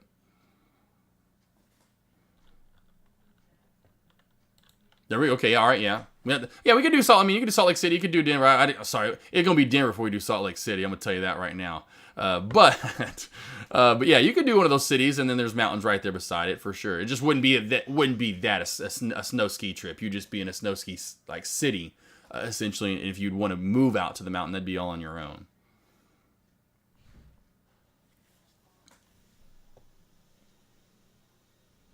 But yeah, Rick, the only thing is flying there. Again, imagine flights to Las Vegas and Fort Lauderdale versus maybe flights to let's just do it for instance, let's just do it from where I live. Flights to Las Vegas. We'll just do flights. We will do. Let's do my birthday for fun. We're gonna go out there on. Let's just do like the weekend or something, right? When we're gonna normally have or fly out on Wednesday, fly back out. We'll just do something simple. All right, so we got 263. So about 263 to 300, right? And you're wanting to take us to Crystal Springs. So mountain. I don't even know how to put this in. Well, how do I put that in? Okay, cool. Gotcha. There we go. I was like, how do I fly there? And so that, yeah, see, we wouldn't be able to do that. That's the thing about any of those trips. You'd have to like fly into and then be there. You know, that's why we did. Even at first, I had to talk Deck out of this whole. I'm like, Deck, he wanted to do it. And if you did go, they're putting one in Vegas. Speaking of which, it won't be there by the time we get there. But they're putting one of those Hard Rock casinos in Vegas, the big guitar things. That looks like it is a casino and a resort or whatever you want to call it, a hotel. Deck wanted to do that. And I looked up rates immediately and I texted him like, you have looked at those rates, right? I was like, I do not think majority, and that's fine. I was like, they're just not going to be able to stay there. I was like, but if you're looking at, and I just try to do calculations in my head. I'm like, if the rooms cost $500 to $700 a night to stay there, imagine what it's going to cost to rent out one of those conference rooms. I was like, that's probably going to be an arm and a leg. For sure, you know, I was like, you're really not going to make money, or you're really going to lose money in this case. So that's why I went all the way down. I gave him all these lists of places, and I'm not kidding you. Fort Lauderdale Marriott North was the bottom of the totem pole.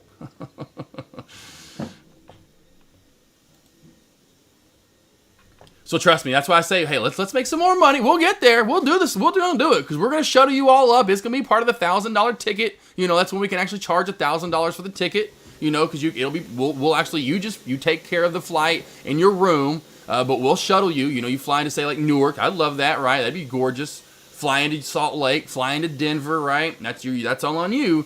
But then there will be shuttles waiting for you to take you up to the mountains and to the lodge. I would like that, right? That'd be cool. I am down for that 100%. It's just I'm thinking of all the traders that want to come, and then they have the money for all that extra. Like, you know, you gotta think about which is awesome. Gosh, Craig R's of the world, Lord Falco's of the world coming over from Europe. Any of you fly on the wall, you know, it'd be like you coming over from Europe. That in itself, I can't imagine that. And luckily, we didn't charge much. You know, the tickets weren't too. I say we. Deck didn't charge too much for the tickets. You know, those weren't astronomical. One day team, we'll get there for sure. Let's keep it simple at first. Like this next one is, I've already been trying to tell you guys, as much as I'm wished it's like at the Cosmopolitan or at the Hard Rock, or even it's the MGM, which I'll be looking at some of the not the lower tiered ones, but the mid. I mean, you know, we could go to the Stratosphere Circus. That's, you know, I'm just laughing about that. I'm like, we could probably do the Stratosphere or the Circus. No offense, because my first time out in Vegas, that's all me and my wife could afford. Well, of course, it was girlfriend at the time. That was even before I proposed to her. We could only do the Strat. So we were at the Strat. We way down there, you know. We hanging out Circus, well, weird clowns. Like, the hell is this? When was this ever cool in Vegas? Someone's like, Circus, take your kids here. They're scared of clowns even more now. But we will find something like maybe MGM, Mandalay Bay. We'll find something that, you know, Find something if we could. If not, my point being, as I said, it's probably going to be right off the strip on one of those little holes, because there's so many places out there and those nice with the casinos in it that have those convention centers for us to have the seminar. Because you think about it, I had no idea. I didn't get to see it until in person. I don't know if Deck did like a phone call with them, which I think maybe they did, like a video call just so we could see, try to see the size of it. Even with the video phone call, you wouldn't be able to tell. That conference room was pretty big, was it not? Rick Smith, Renard, Sky Chimp, Super Buddy, any of you guys that were at Scipio, Love Chip, and you guys that were at the seminar. That was a pretty big room, wasn't it? I wouldn't say bigger than I was expecting, but it kind of was. And I was like, damn, it was a big ass room. I walked in. That's why I tried to introduce myself to everybody at first. I went and introduced myself to everybody, team. I was like, man, I got a lot of people to talk to today. I've never talked to this many. I've talked to maybe 50 to 100 people at maybe somewhere in that range in front of me, but never 250, 300. And I was like, okay, I'm going to, especially like peers, you're talking like Deck. You're talking Day Trade Professor. I don't know if Umar was in there listening, but even like people like Living Like Matt, you guys, like, whoa, it was something else for sure. Other thing, and we'll think about that, Rick Smith, and that probably, if we do those, we wouldn't release a streaming ticket until after everyone buys their regular ticket, because if you release both at the same time, everyone's just going to buy the stream and hardly anyone's going to want to show up. It's going to be like an empty room. Everyone's just buying the stream. So I think we release, like, hey, to the 250, 300 again that want to show up and be a part of the crowd that are there. And then we release, like, say, a week before, like, hey, you can't make it. We know that. We've got it all set up now. Here's the stream live tickets. And release those. Yeah, right. We could have put more people in there. There's my boy Scipio. Trying to call you out that were there. I'm sure there were tons more there, I know. I want to clap though, yeah. Well, Renard, I know most of you are going to be there for sure. But there were so many that wished it was streamed. I'm right there in the first boat. I would have paid even if I was in Vegas. Put me in the first one. I missed because it was so crazy timing. I played my bachelorette party out in Vegas when he did his in New York for the first time forever ago. And I planned it just before he announced the dates to the seminar thing, and it wasn't going to be the same exact freaking weekend, and it was. I would have still paid for the stream just to kind of pull it up on my phone or a laptop out there just to be a part of it. So I'm right there. I would love to make sure, hey, here, let's get everyone there we can. Okay, now we got everyone there that we could. Tickets are pretty much sold out. Cool. Here's your stream live tickets now.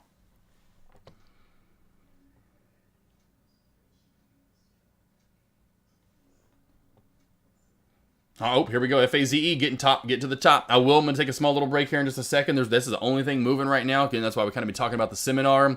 But I will get more into that by October. Time flies, so that's why I don't want time to fly by, especially if we are going to do it in Vegas. Fort Lauderdale's fine. Miami, there's really never. There's a lot of area there. Vegas, there's a lot. It's kind of, I would say it's less, you have less area. Miami, you have a lot of area to work with. I know we were really only working with Fort Lauderdale, but there's, you could go outside of it, below it, south of it, west of it, east of it.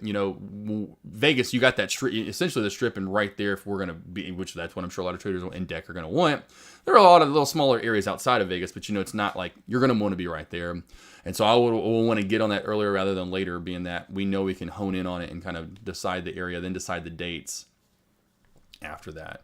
Or kind of put them in hand. Yep, that's why it's been my number one watch right there. Renard, 100% FAZE, watch. But it'll be nice to see you all, and we'll do the same thing as last time. Like I said, maybe instead of meeting all at a restaurant, maybe we could still do that. Maybe we'll do the Airbnb thing where we get an Airbnb the first night. Have do like 20, 30 people that come on over. Have a little get together the first night for traders, and maybe more than that can come on over. But I don't want it to turn into like, hey, where's that? Next thing you know, it's a Project X party. We got 80 people, not 80, but 180 people over there. We'll figure it out, though. We'll definitely do something like that, though, again next time, so everyone can kind of get that little meet and greet on and kind of get the early nerves out of the way. So when you see each other, the next day at the start of the seminar, you're all buddy, and you know who you want to sit by, and you make friends. Love seeing that this last time. It was, like I said, I've said it so many times, but just kind of being able to step away, and you guys were just all talking, it was a beautiful thing to see. Even that first night at Twin Peaks, it was awesome to see. Yeah, Rick, that'd be another one on the way back through. Looks like we're going straight to I was hoping we'd kind of stop on our way out there, Rick. Maybe do a Nashville, maybe do a Dallas, which would be awesome for me, because I'd have a place to stay. I was going to try to pitch for Dallas. Maybe on the way back through, do a Chicago. I'd love it because I've never even been to Chicago. So one of those middle stopping grounds, if we're going straight out to West Coast and Vegas next.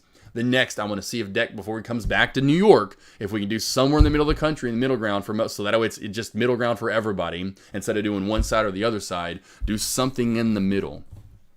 Dallas, Nashville, KC's a cool city, though. I probably would go, I'm sure Chicago, Nashville, or Dallas would be probably my top three.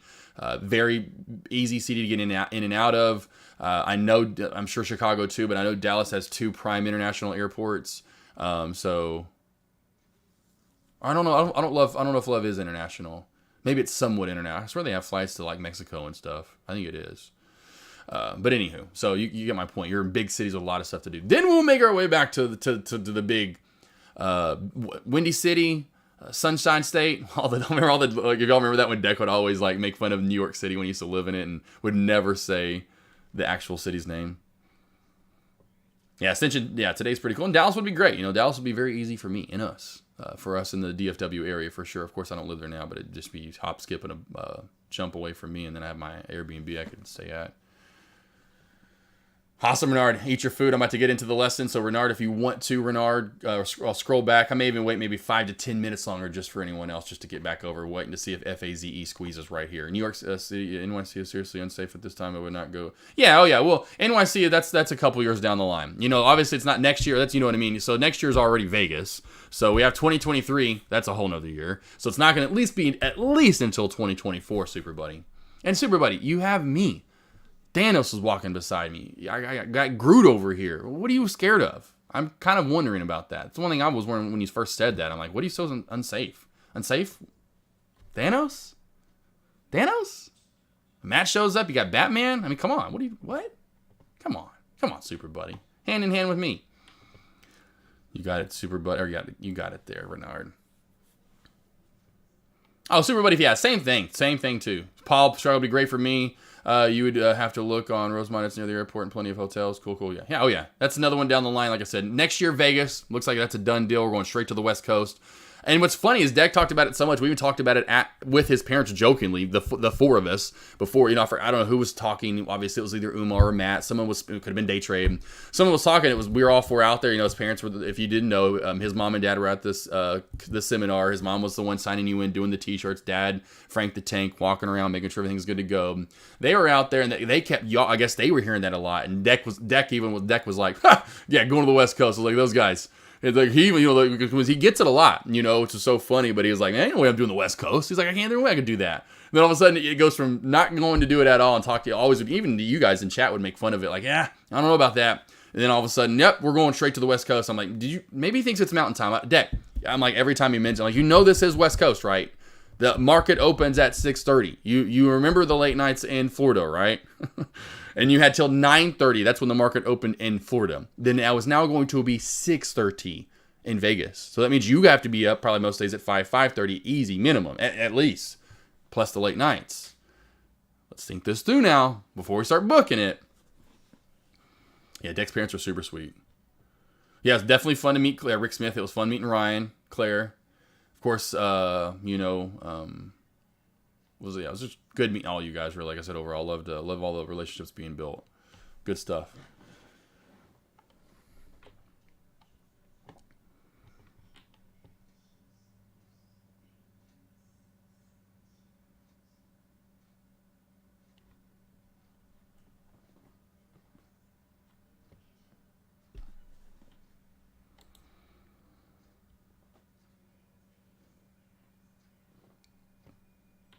Yeah, Jay Chan, but is that after a night out in Vegas though, Jay Chan?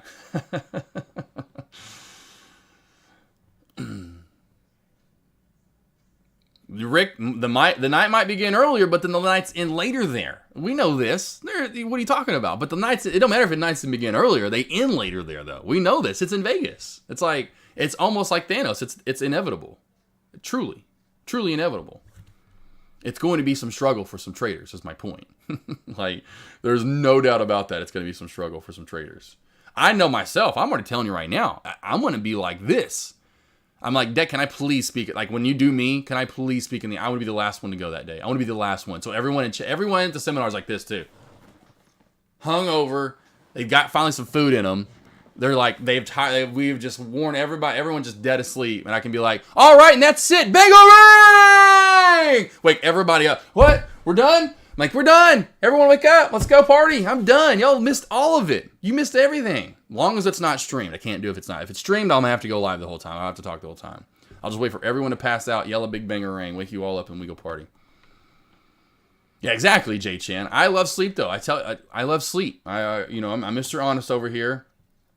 I am in my mid-30s now. I do not party like I have my times, for sure. And I'm like, dang, I can't believe I stayed up that late. I got up that early, rocked it again. How did I do that? Most times, it's a struggle. It is a true, pure struggle for me. Like, even in Florida. I mean, we didn't stay out there too late, until that last night at the casino. But, midnight-ish or so was when we were going to bed. Essentially, it seemed like for most of us around midnight. Those first couple of nights, if, the Twin Peaks night, the night after that, we went out to the rooftop bar and then whatever that place was down below with deck, bought us all shots, was super cool. Waking up that next morning because I slept like a rock, which was great, but setting my alarm, getting up at like 6, whatever time it was, 6:40, whatever, I forgot what time it was, and I mean that's still 6.5 hours of sleep. I was like, brr. I was like dead, bro. I swore you were way younger. Dex like, yeah, Max, no, yeah, no way, yeah, I'm 37. I turned 38 in October. I'm old. I hate it, but I'm old. I turned 38 in October. I was born in 1984. Such a beautiful year. Such a great year. The 80s team, 84 is a great year. So many good movies. Good songs.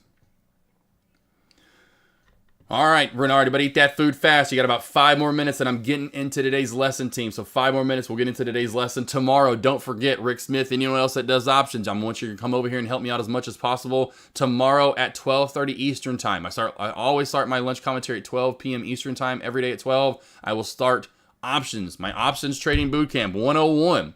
Probably may even record a lot of these, honestly. Put those over in my video library over on YouTube, kind of lighten them, tighten them down a little bit. But I'm going to start that tomorrow. So tomorrow at 12:30 Eastern Time, team, I'm starting my options. My journey into options. I love you. I appreciate it, man. Yeah, I appreciate that. Get plenty of vitamin D, as in, get your sun, but put your sunscreen on. Drink plenty of water. I would say that's what's helped me. I love milk. I absolutely love milk. Balance out your portions too. I would say that with a lot of traders. Like, I'm trying to give you dietary stuff. Like, here's what we're gonna do. But point being, don't, like, when you make your plate, like, it's got, like, last night I did loaded. We actually did this 2 nights in a row just because I had leftover loaded mash. So I was like, let's just do the same chicken again. You have one piece of chicken. Don't go get like the whole plate of mashed potatoes, and then if you're also doing like a green on the side of it, and then just barely put any. Everything needs to be portioned and then smaller as you get older. I don't know if that has anything to do with me. You look at 10 years younger, but that has helped me. Maybe, I don't know, possibly. October the 12th. My wife's birthday is October the 11th. My birthday is October the 12th. We got married on October the 13th. So she was born the day before I was, and then we decided to get our anniversary to be the day after that. So we have 3 straight days of fun in October. Cannot wait. Well, I appreciate that, man. But yeah, I turned 38 in October. I'm sure somebody's like, yeah, well, I'm like 48. Shut up, you youngin'. Or 50, whatever. I know, good and old sucks. I'll tell you that.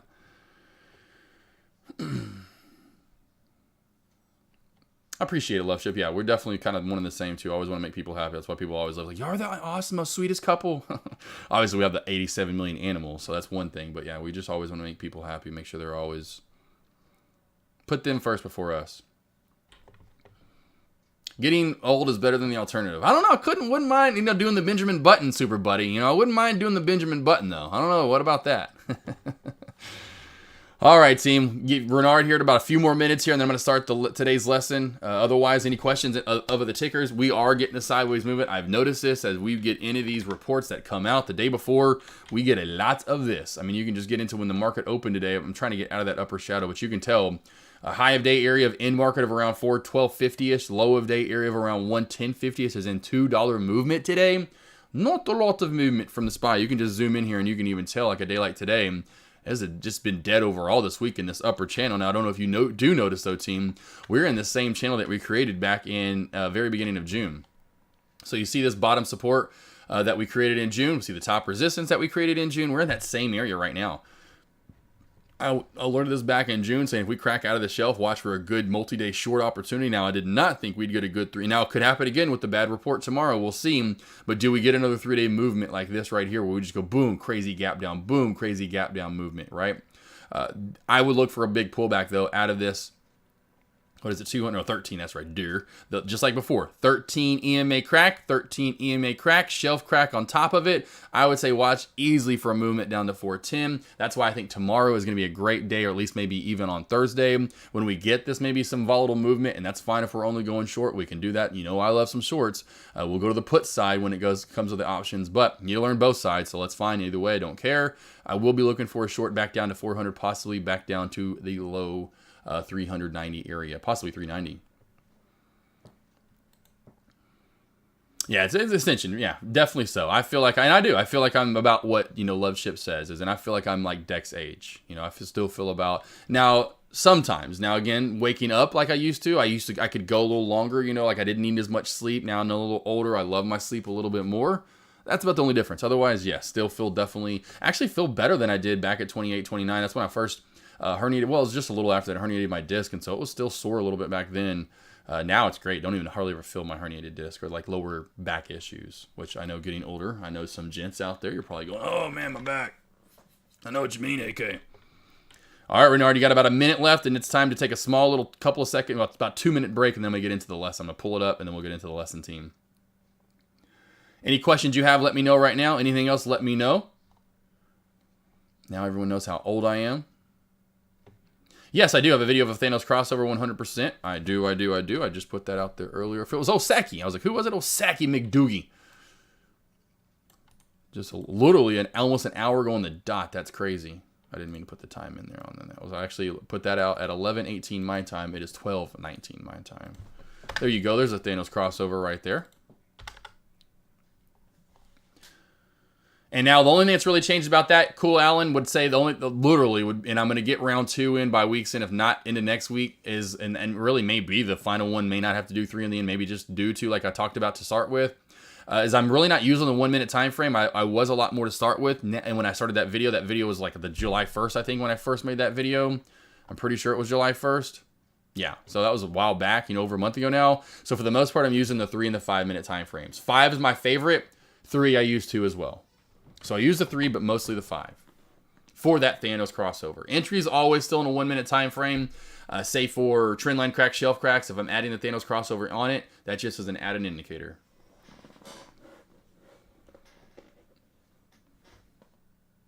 Good girl, Queenie. All right, quick little break, starting the lesson. See you guys back here in just like a minute.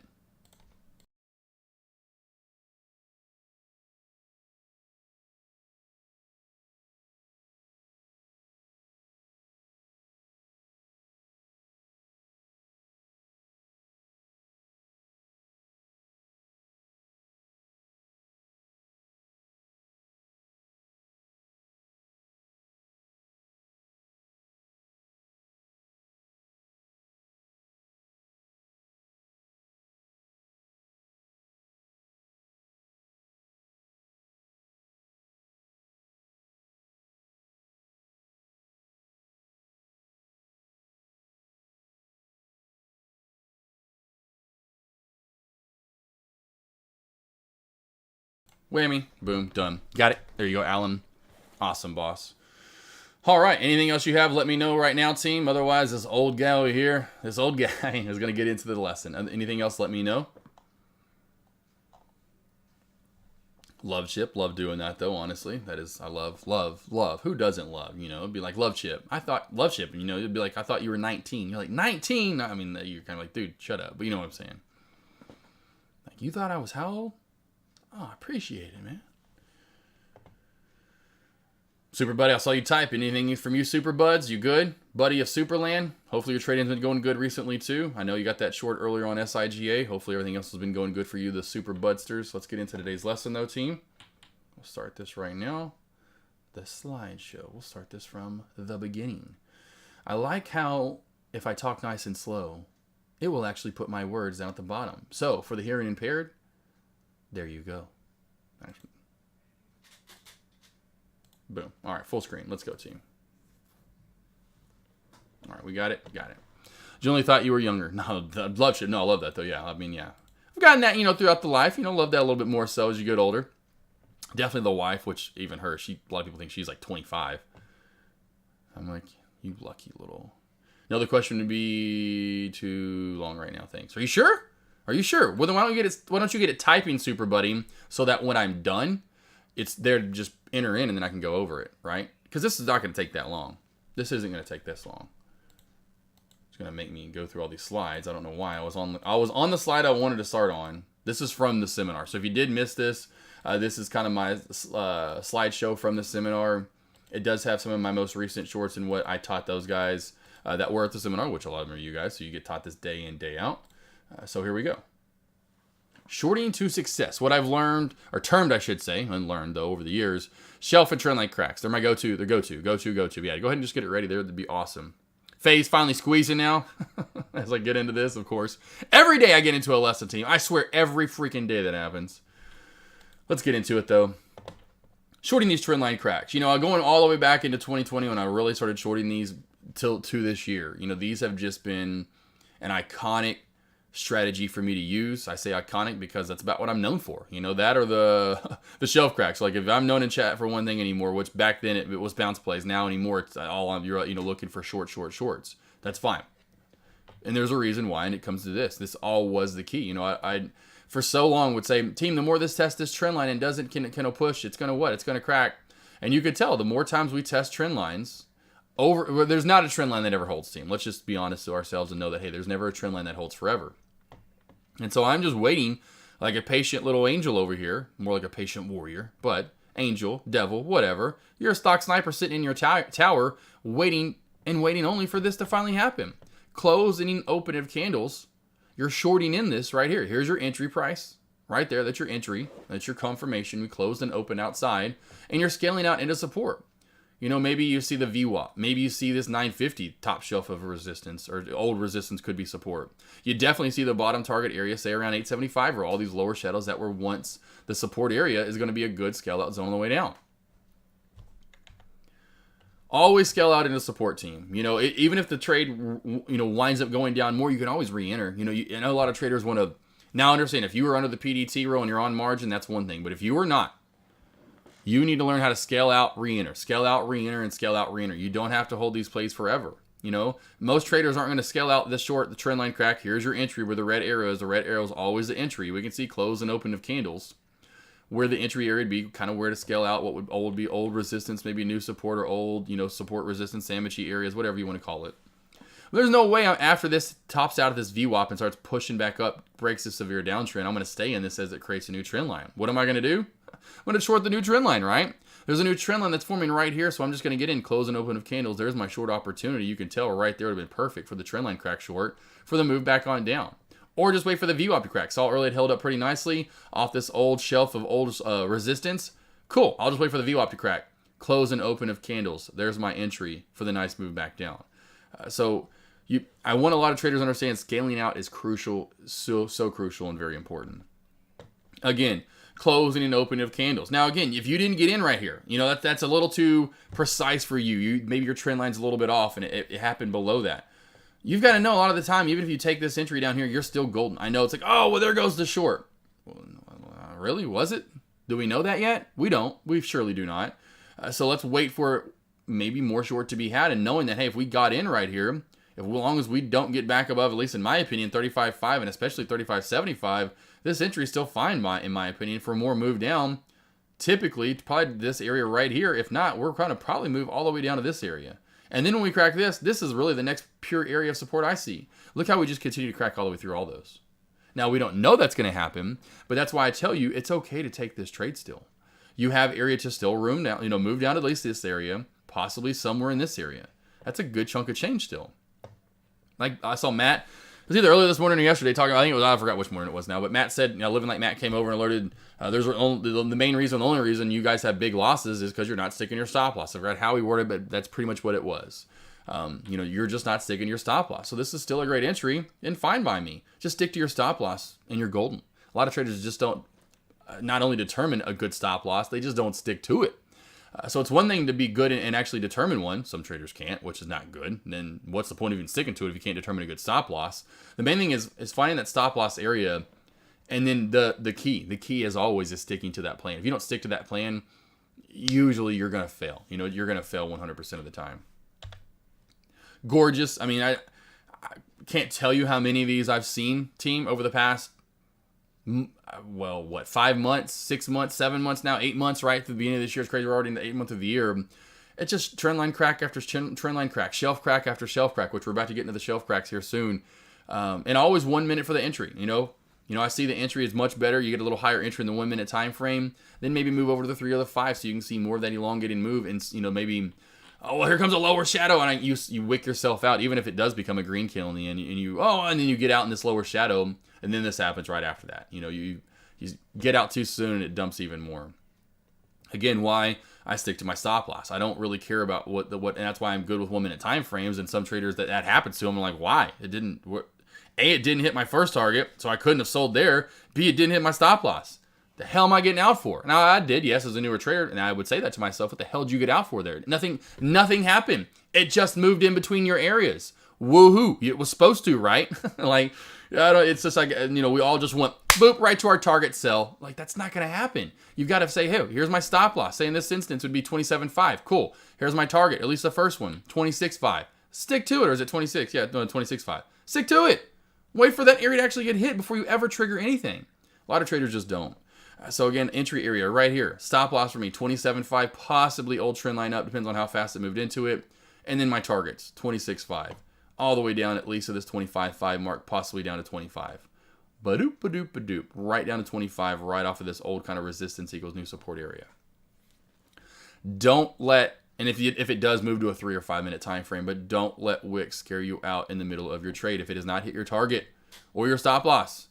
No worries. Even if it hits your stop loss, now a target's fine. Hit your stop loss in a lower shadow there, try to start scaling out.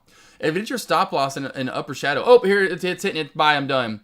I don't. Because a lot of times what you're going to get is the opposite of this. You're going to get a upper shadow on 27.5, then it comes back down, closes below your stop loss. You scaled you stop yourself out. Yeah, I took a losing trade maybe even probably, right? And you're like, no, and then boom, this happens.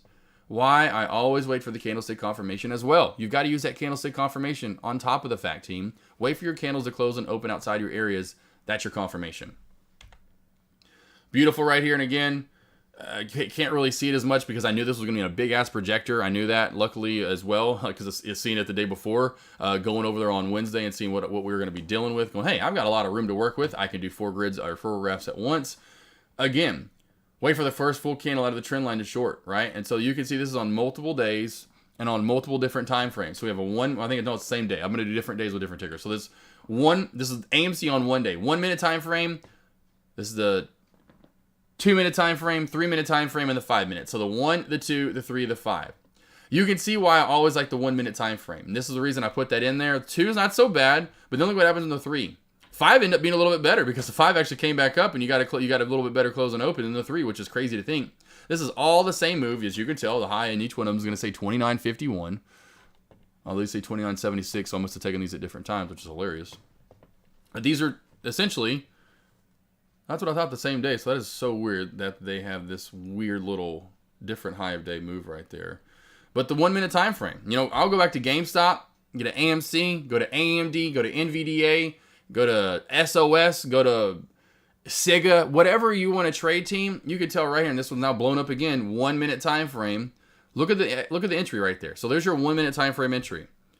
There's your 5 minute time frame entry. Actually end up being the same. Now, is that going to happen every time? No, that's not. It's not going to happen. But you were going to get that from time to time. Now, again, if that's not me to tell you, you've got to be in a 3 or 5 all the time or a 1 or whatever. You do what you want to do. I'm just letting you know I usually see a 1 minute time frame for your best entries for the trend line or shelf cracks. Then moving over to a 3 or 5 so you can see these runs and stay in them a little bit longer. I had no idea. That's pretty cool. I had no idea that my arrow just went. I had no idea. I had never seen it before. All right. So shorting shelves. Here we go again. Same thing. Instead of a somewhat of a line that goes with some vertical move to it, you're just moving it horizontal, right? It's going side to side. Your $5 support shelf, like right here. Your $7 support. Your $6.35 support shelf. Bottom part of support of a channel. Essentially, that's being built in. It's the same thought process. You're just flipping that line. You're not flipping it, but you're moving it down just like this to a horizontal basis, and you're doing the same exact thing, right? Every single one of these, you can tell. What are you doing? Closing and open of candles in for a short, down to your target area. Closing and open candles in for your short, down to your next target area. Closing and open of candles down to your short to the next target area. Closing and open of candles. Even if you got in here, that's fine. You know, instead of if you didn't get in here, you got in a little later. You got in at like 162, 163. Still got 20 cents out of it. Close and open of candles, candlestick confirmation, 1 minute time frame. Now this isn't a 5 minute time frame. That's why I love showing you. It doesn't matter if you want 1, excuse me, you want 5. This is in a 1.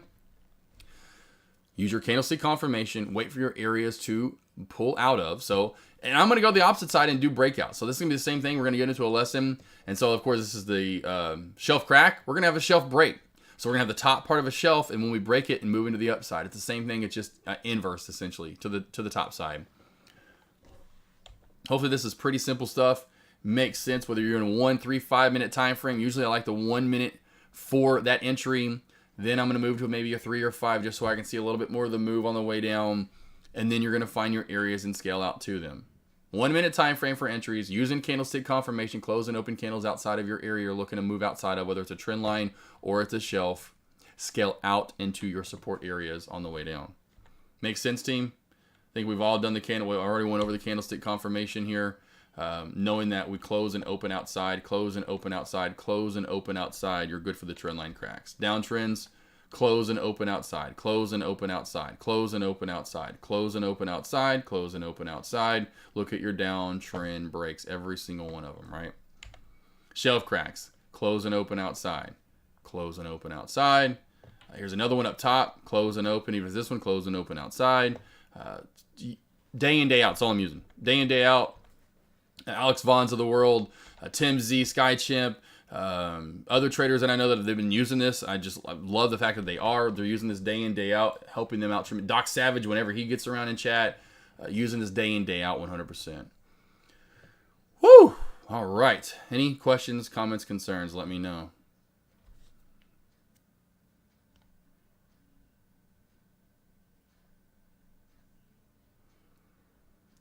Let's see. Rick's been making this rule lately. Watch for the turn and then follow here with a confirmation candle lesson. Watch for the 2. There you go. Boom, boom, boom, boom, boom.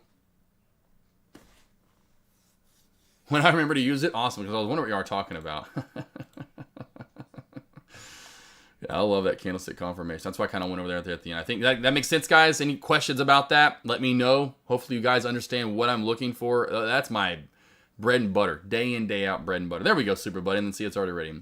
With the Thanos crossover on Sega today around 10:53ish when you called the $23 bounce, which I saw away. But the 3 and 5 minute MACD were still quite red bullish, and it was below the 90 minute and 5. So holding was clearly incorrect. Call is at bounce. Yeah, exactly. So what you're going to want to do right here, let's go back to the charting. Go back to Sega. And that's why I say, let's go back to, just go 5 minute, because I love the 3 and the 5. It's already on the 5, as you can tell right here. So what I'm usually generally saying to myself, and what I would tell a lot of traders, is then start fluctuating back through, and understanding where is that I say pullback, but the pullback zone going to be done, and where's the bounce going to start coming from. And you can tell back into a 1 minute time frame, I knew, okay, in a 1, I need to start be careful and wary of this.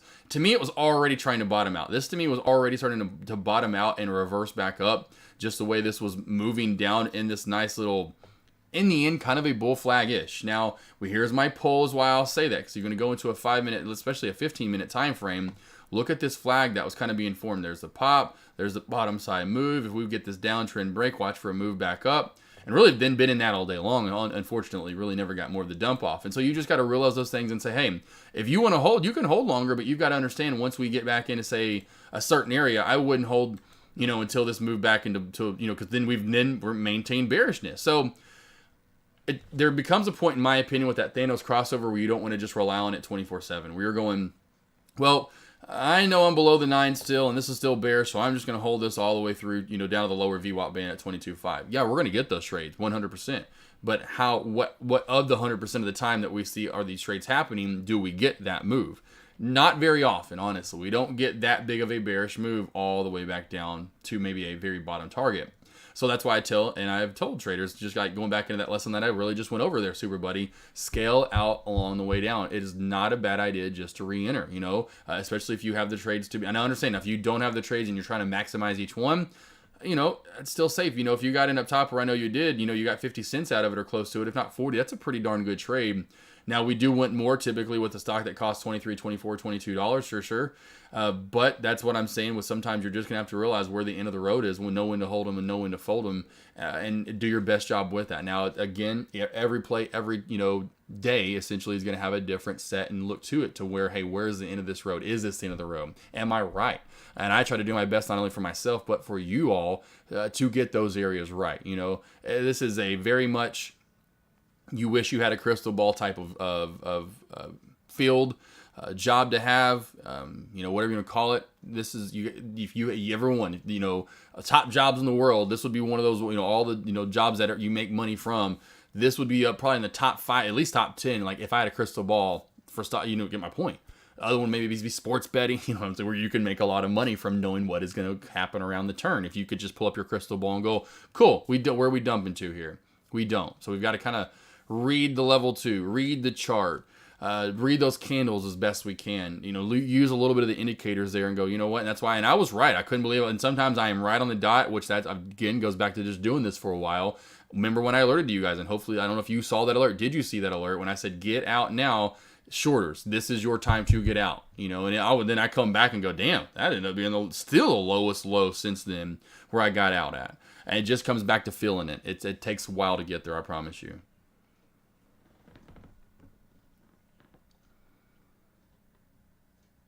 Cool. And that's all right. See, yeah, it's just one of those things where you'll notice overall, maybe more so in the end. When these areas come where to get out, and I'm not right all the time, like kind of in the end here with, as Captain Psy, going back to Psy right here, I had 765 as the lowest as maybe go somewhere in this area right here, this area. And now it's 7.5 really in the end where this lower shadow hit, where we opened up from this halt up at, or so where we halted up at, I should say. That to me was a low area. We dumped down $1 plus more, I don't know that that we're going to go all the way back down here to 6. Like, holy moly's, what? So, yeah, you're just going to have to find those and eat, I say when you see those, eat the bullet. Like, hey, it is what it is. I'm fine with that. It could have been way worse.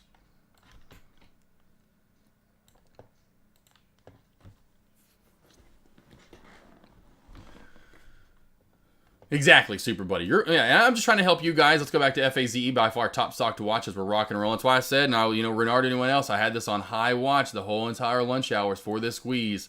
And it's like every time I get into a lesson, every time. And I even try holding off lessons, and then it's just a random time I do the lesson. And then you got to be kidding me. Yeah, Super Buddy, that just takes a little bit of time to get used to. It just does, unfortunately. And even like me now, I'm not always right, So especially if it's a winning trade, move on, Now sometimes like on this one, it's maybe not as much of a winning trade.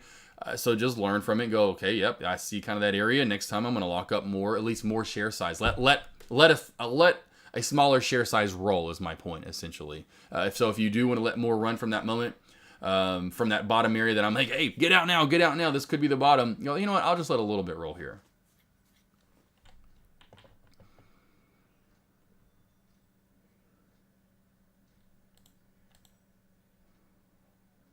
Yeah, I would say over 1875 for sure. Over 1875, that's when this becomes that $20 magnet. Because to me, 1875 is a lot like 875. Super prime resistant area. So if it gets over 1875, team, this is probably going to have a nice, solid, sudden push to that $20 area. Oh, look at Renard. There he goes. Whammy. Renard. Renard, hopefully you got some of that lesson. Although, Renard, you did get the lesson. That would be your second time watching it. I think you saw it at the seminar, right? You watched me that morning. That was the one good thing. I went right after deck, so like everyone was there. I was like, yeah. But then I was like, oh. Yeah, everyone's here.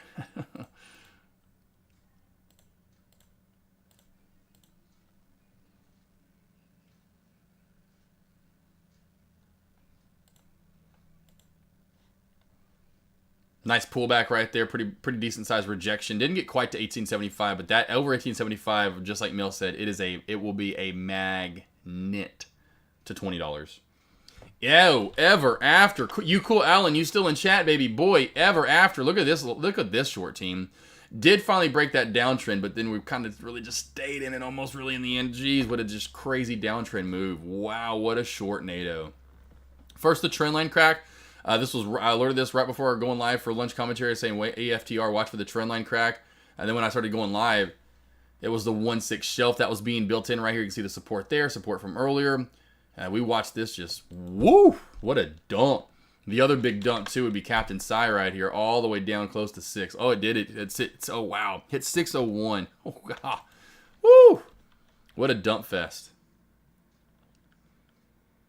HLBZ, I told you, did I not tell you, Renard? I said, do not touch this going long unless we get out of this downtrend. Remember that one, Renard. Sniz, are you still in short? I know you took that shelf crack earlier. Finally paying out a little bit more. So, Sniz, I don't know if you're still in that, or Sniz, if you're even still around.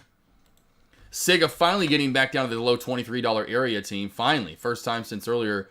My exit price was $23.14. So as this plummeted down here, finally, I scaled out. When this candle started pushing back up, I forgot which, because there's like a couple different candles here in this 3-minute time frame where it finally started looking. I was like, yeah, I'm going to get out here. This looks like to be, I don't think I'm getting 23. I wanted 23, and I saw that it hit 23.07. I was like, I'm getting out. So I got out at 23, right over 23.10. Nice, nice, nice, Renard. Getting much better. That's a good job. That's okay. Yuko Allen, you got a piece of the pie. I honestly didn't think Ever After would pull back that far. I honestly didn't think EFTR was going to pull back. Like I said, I was like, maybe you'll get 1.3. Thought 1.3 would hold up. And again, we're only 10 cents lower than that. It's like if we've dumped down to $1, which could happen, honestly, at this pace. But still, you took a part of a pretty darn good trade right there, boss. Sniz, I had 8, short at 225 this morning, sold the last little bit of shelf crack. Oh, okay, awesome. So that's when you sold. I didn't know if you were in then earlier. I just saw you alert that earlier. So like I said, I keep track of you guys. I'm, kind of like, I know you got J Trades. He's kind of like the other little ninja. We're the two ninjas in chat for sure. He'll come out like Snake Eyes out of nowhere. I'm doing the same thing. I'm keeping an eye on you. I know when you alert. I know what you're seeing. I know what you're trading. I know what's on your screen right now, Miss Boss. I know.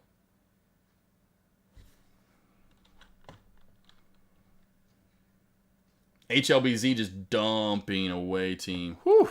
Dump, dump, dump, dump, dump, dump, dump. I like that one. Was that okay?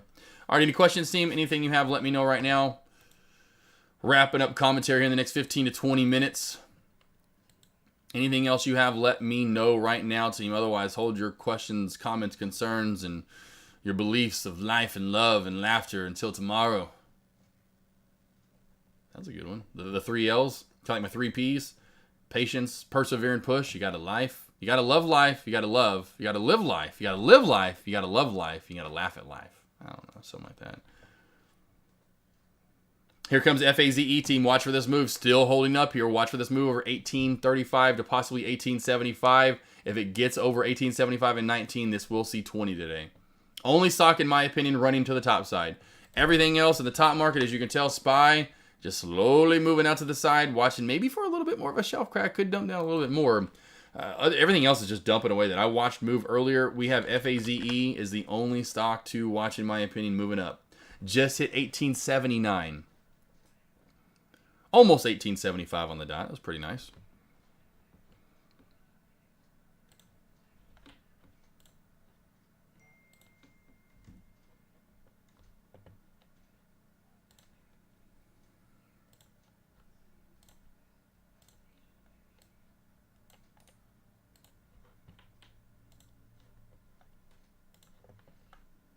Boom, shakalaka. All right, so there's that. My website team, if you want any extra help this week, not doing any sessions, taking a week off from doing those, but next week starting those back up. So if you do want to do any sessions with me, live trading, going over trades, going over strategy, setup, styles, you want to vent, whatever you want to do, like I said, tracking the trades, going over your trades. I love doing that.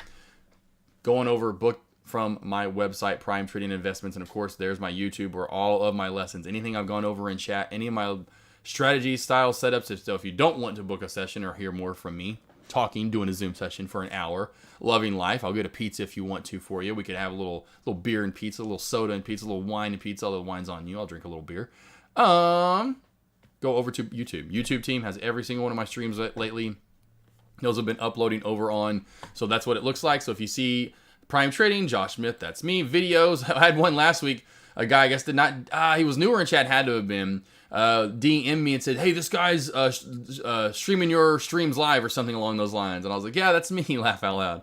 But like he sent a picture of this. But this is me. So if you see Prime Trading, Josh Smith, of course, AK47 live stream. There's a ton of live streams over there. You have to kind of scroll down to see the lessons, the interviews. A lot of those live streams have overtaken recently, and then a ton more lessons and recaps as you continue to go down and scroll through. And of course, go into when I left a lot of these up, I got rid of most of them. I think I got rid of all of them, but these are my early, the early broadcast journalism days. I forgot what happened to him. Whatever happened to Michael Smith? Man, he fell off from what was it, from ESPN, and just, where has he gone? So if you think I talk fast now, about New York City, baby. or ranked Lena. Also on the men's side, we have a top ranked Novak Djokovic. Did you just give a tennis story? It's the first major of the year, and you've got to talk about the first major of the year. You know what? I talked about it last week, and you let it stick. The undefeated Rays of Henderson State take on the ODU Tigers in the 80s. Anyway, those are fun to listen to, honestly. Me and Roger used to have some fun. The guys that used to let me up on the show back in the day when I was first getting on, it was awesome. I was their little reporter, so I was giving their little tidbits. FAZE here we go, team. Building this flag at 1875. We talked about that little bit of resistance there. We showed the resistance. Now it's looking like $20 is going to be probably a pretty prime magnet right now. Here we go. Off to the races, 1934, new high of day. I will say be careful with this. The level 2 is showing a spread of at least 20 cents, sometimes possibly 40 cents. So like right now, 1930 to 19 is the spread, 19 being the bid, 1930 the ask, somewhere in that range. Sometimes it gets close to 20, 25 cents, but the spread is pretty big. So that's why you're going to see 1934, 1899, 1930. You know what I mean? It's going to jump around a lot because the spread's pretty big.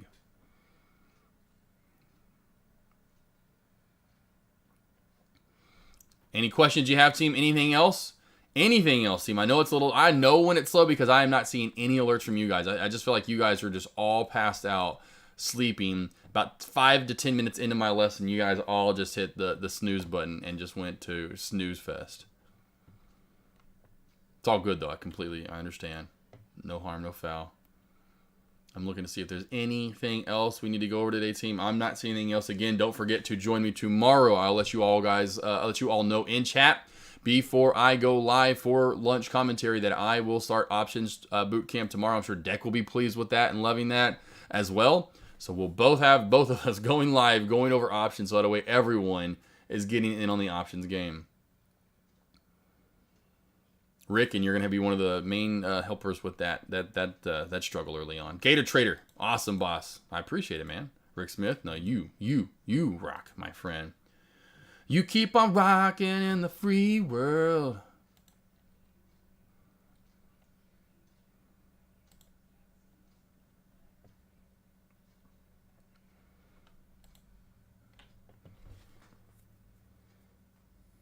Anything else, let me know. Rick Smith, Renard, Gator Trader, Mel again. Thank you, Mel, coming over. Sniz, J Trades, Dark Max, You Cool Allen, J Trades again, Super Buddy, Miss Boss, Mego, Super, what was the other? Geek Bomb, May May. Trying to think of all the ladies in chat. Where are my ladies at? Melissa, Deck for showing up and throwing some alerts over here. BBG. Guys, have a good rest of your day. If there's anything else, let me know right now. I think we're going to slowly come down to a close here. There's really not much else. Renard, awesome. Super Buddy, you are the shizzle snizzles.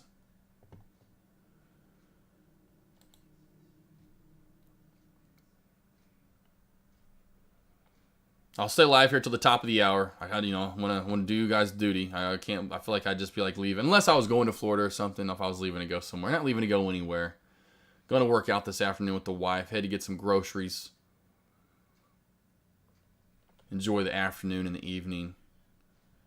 Pretending I was right here. By the way, this is kind of cool. I saw this. You guys, I don't know if you have do Google reviews. I've done those for a while now. I forgot what status I am of doing these. But hey, I just had a picture. Of course, so that way you know I did not lie, and that I went to the Bahamas. Here's my review of the Harbor Safaris. That was the one with the pig trip. You can barely see the pig right there. That thing just eclipsed over 400,000 views. I was like, geez, that picture's got a lot of views right there, team.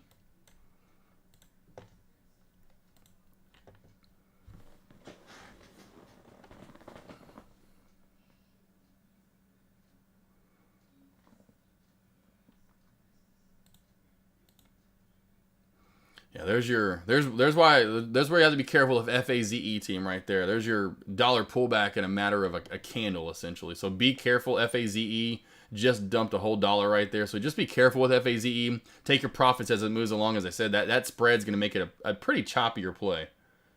Oh, we do have SAI halted up. So SAI did just halt up, team. So SAI is halted up right now. Watch for this to give us a little bit of fun. I say us. I will not be worried about SAI. So for you guys, give yourself a little bit of fun. I am done for the day. I traded literally earlier, team. I was in 2 trades for a matter of about 20 minutes at most. I was in chat for 30 minutes at most. And I was up. I made a little over 800. So a little over $800. Again, the trend line crack with the shelf crack.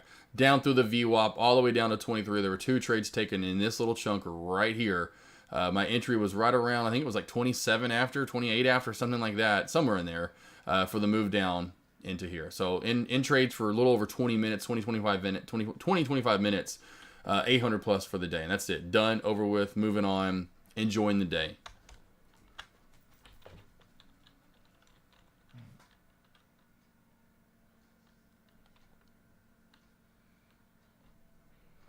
Anything else, team? Anything else? 5 more minutes of watching FAZE is going to be your top stock to watch moving forward for the rest of the day. I don't think there's anything else besides I'll put it on watch over here. SIGA's looking like it's going to be a slow mover. I know Deck was saying that earlier. Let's sit on the hands team. To me, there's nothing out there that's shown me of anything promise and prettiness. FAZE is going to be your only, in my opinion, stock that you could rely on for some movement, and it's going to be a lot choppier and a little sketchier. So FAZE, watch for that as your overall top mover. SAI, if you just want to trade something for some reason and you just can't not trade.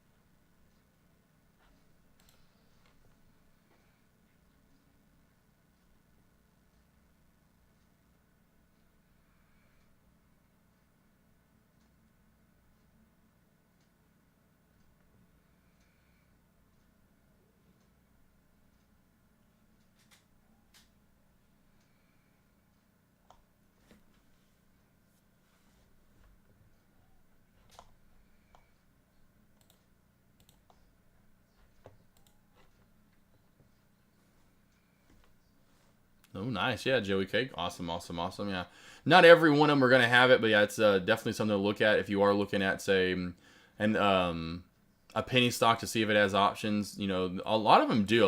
You don't think that a lot of them won't, but most of them usually do in the end. You know, like AMTD doesn't, has no options, but I'll go over here and I'll show you guys. You just go to the Analyze bar up top. But, you know, BYFC has options. These are just tickers that I've been kind of looking at. CNTB, Phase, EFTR. HLB does not. Okay, so ILAG doesn't. Some of these newer IPO plays may not. SAI doesn't. I bet so. Yeah, SOS does. I bet SIGA does.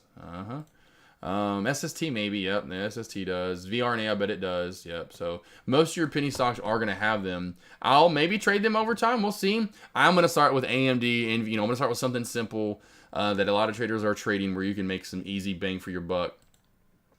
But yeah, a lot of traders just don't realize that penny stocks, there are a lot of options, honestly, usually in the end. You know, you're going to have options available for sure in penny stocks as well. So good job there. Good alert there, Joey K. I've noticed that, though, for sure in the past.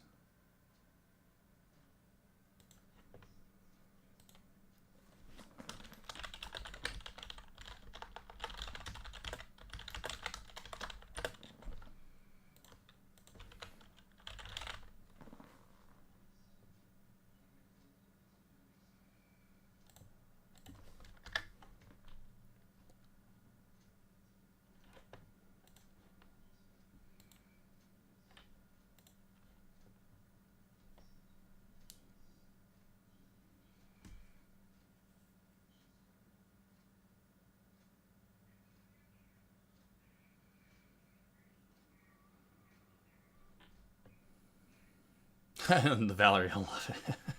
I like that. That's awesome. No question, just letting you know that SPX is moving up. Or nice SPX, nice one moving. A lot of you guys have been trading that as recently too, SPX. You guys have been looking at that, so nice, another good little mover, you know. So SPX is going to pull up over here on. I didn't think it was going to on Trade Ideas. It does on Thinkorswim, obviously, but it does not on Trade Ideas. So can't look up SPX. What I'm sure that means the SPY is getting a little bit of a move back up. So did not crack that shelf right there. Beautiful shelf at 410 on the SPY. Thank you though, Valerie. Another one of my ladies in chat. Where my ladies at? All my ladies at? Where my ladies at? All my ladies at? We do have SAI open right now. SAI is now open. Watching SAI for a move back up. Maybe could hit that 850-ish area possibly overall. Be another good short.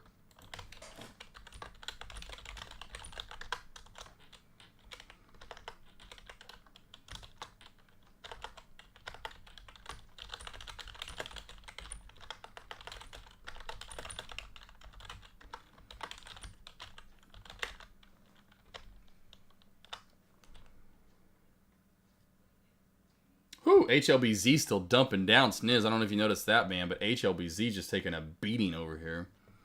No, Renard, thank you, my friend. Thank you. Renard, Rick Smith, Mel, Joey K, Valerie, Miss Boss, Super Buddy, May May, Melissa, Mego, Geek Bomb. I'll try to get all the ladies there. Thank you guys for coming over. Mel, J Trades, Joey K, Renard, of course, Rick Smith. Anyone else for coming over? Love Chip, Scipio. Guys, appreciate Ascension. Have a good rest of your day. Dark Max. You Cool Alan.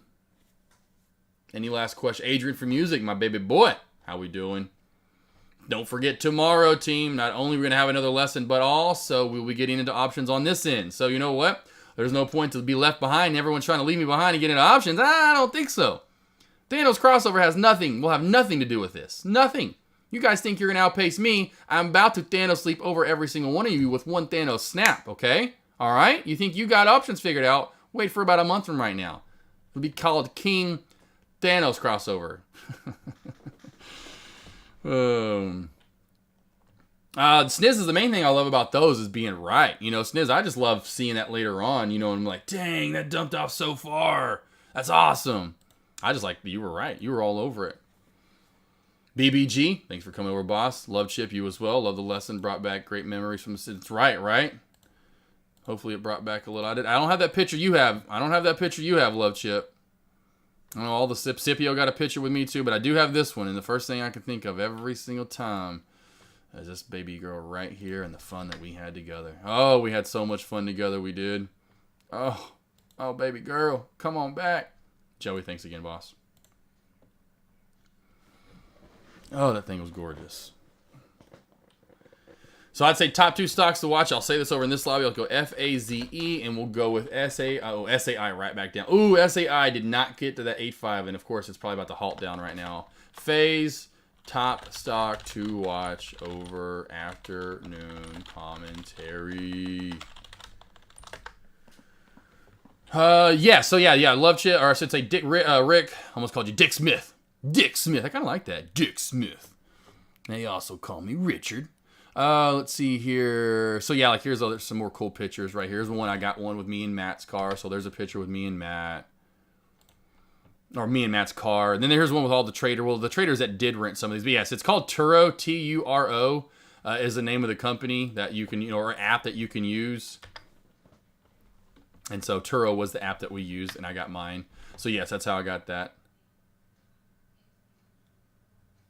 Yeah, M3s are pretty fire. So yeah, that middle, that little lime colored one, that lime yellowish color that Silverback is standing next to in that last picture I just posted is and I almost went with an M3. They just didn't have a color I liked, and I'm a big fan of the M4 too.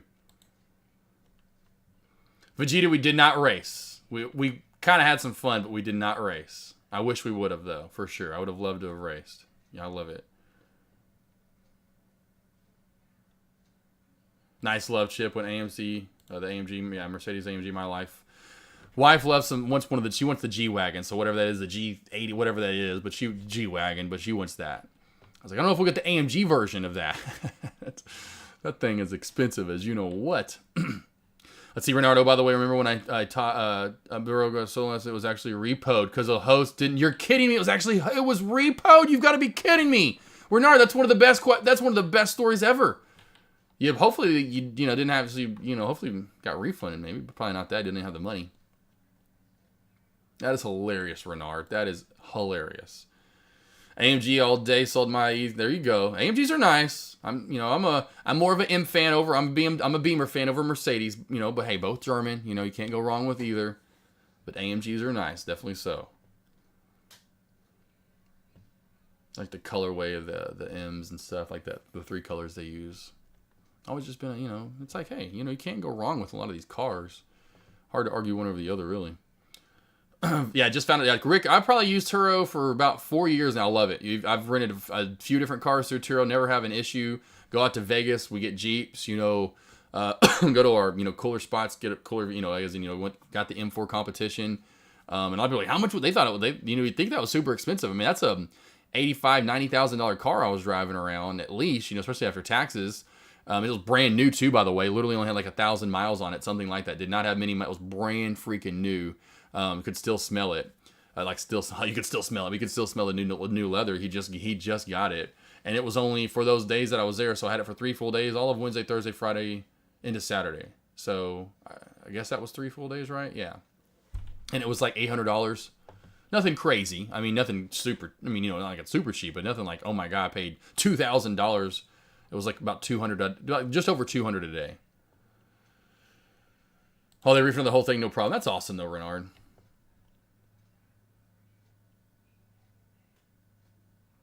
Oh, Adrian for music, that sucks. Yeah, I've never had that before. I could see that happening though. I always make sure, I don't know if you did that, but I always make sure I always rent from people that have good reviews. So you go to someone that has like 30 vehicles and they've had like 400 reviews or 100 reviews. I try to stay away from the ones that have very few, like they only have 1 vehicle or 2 vehicles and very few reviews, because I feel like those could be the ones that's going to happen with. I hate that for you. I love my BMW. I love X5s. I want to get X5 M comp so bad. Oh, look, and then Vegeta just said that. Vegeta. So what me and Vegeta just said. All right, team. Lost boys, lost girls. We're done for the day. Have a good rest of your day. Deck will go live here in the next hour-ish or so over in his lobby. Don't forget, I go live tomorrow at 12. Again, 12 every day. Every Monday through Thursday, I should say. 12 p.m. Eastern Standard Time. I go live for lunch commentary to about right now. And now moving forward for the next foreseeable future, at about 12:30 p.m. Eastern Standard Time, 30 minutes after I start going live, I will get into a little options boot camp.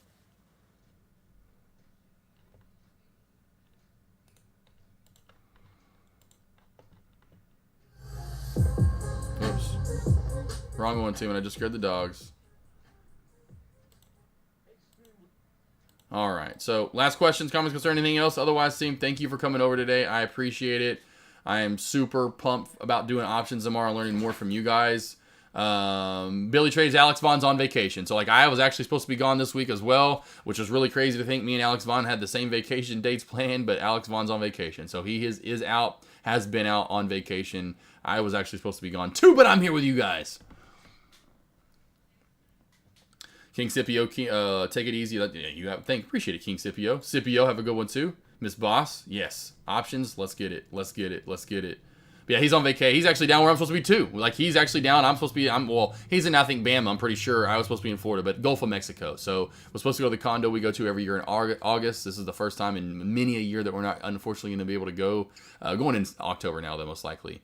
Although Deck did just hit me up last night. He wants to go do a New York, just so everyone knows, he wants to do this little New York City get-together and text me last night when he's going to New York, or when I'm coming to New York again. So that's also on the cusp as well, team. I may keep some traders out for that if you want to fly to New York for a little bit of fun with Deck and I. That also is on watch. But point being, I'm supposed to be in Florida. He's down there in Florida or Alabama, enjoying time with the family. I watched his stories last night, doing a little crab hunting on the beach. You got it, Billy Trades. You cool, Alan. See you two tomorrow, boss. J Trades, everyone else, Billy. Thank guys for have a good one.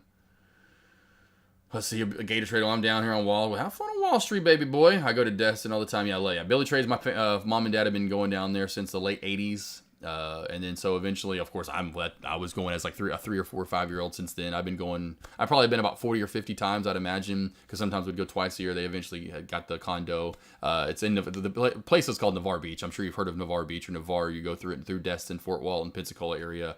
It's actually Navarre Beach, Santa Rosa Island, right there on the beach. So yeah, we have a condo down there. So dude, I absolutely love it. Got to get down there once a year. Put my feet in the sand. Beach just comes up. The water. Nothing like it. The little splashing of the waves, the barking of the birds. I say barking. I think it's chirping, but whatever. Team, have a good rest of your day.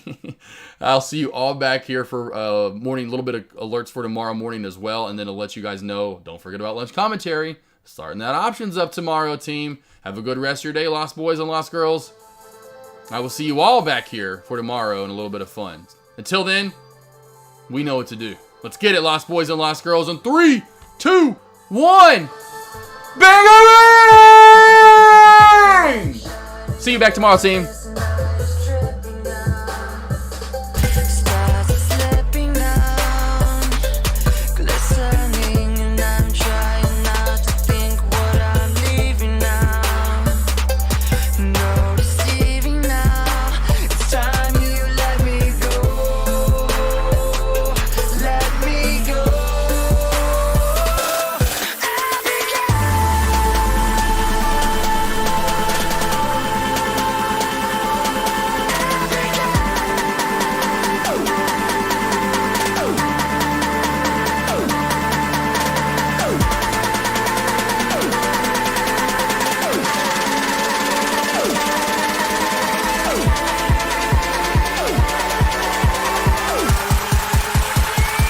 King push, dope game keep calling, dope boys keep falling, asking me what's my legacy. I just wanna die ballin', I just wanna die pouring, I just wanna ride foreign, I just wanna bring hoes together. Lonnie, Lisa, me, Lauren. Then I be gone, keep it moving what I be on. Damn right, I know what time it is. Protect Philippe in a tourbillon. Yeah, I'm styling on them, I'm swerving on them. I know it's wrong, but life's a bitch, she turn me on. Yeah, and to each his own. Hating ain't something that we condone. Cause the way I flip when the beat come on, I'm gonna pump that shit till the speakers blown. And y'all wanna cop a plea? Who you gonna talk to? Not to me, because the chain of command work properly. You gotta earn a few stripes so you talk to me. Word to pusher, word of ice. Built a track once and killed it twice. Built a stage up until the lights. Opening act was like fuck my life. Y'all can love it, ain't nothing wrong. Forget the hating that y'all be on. Enjoy it now because after long, Kaiser Soze, I'll be gone.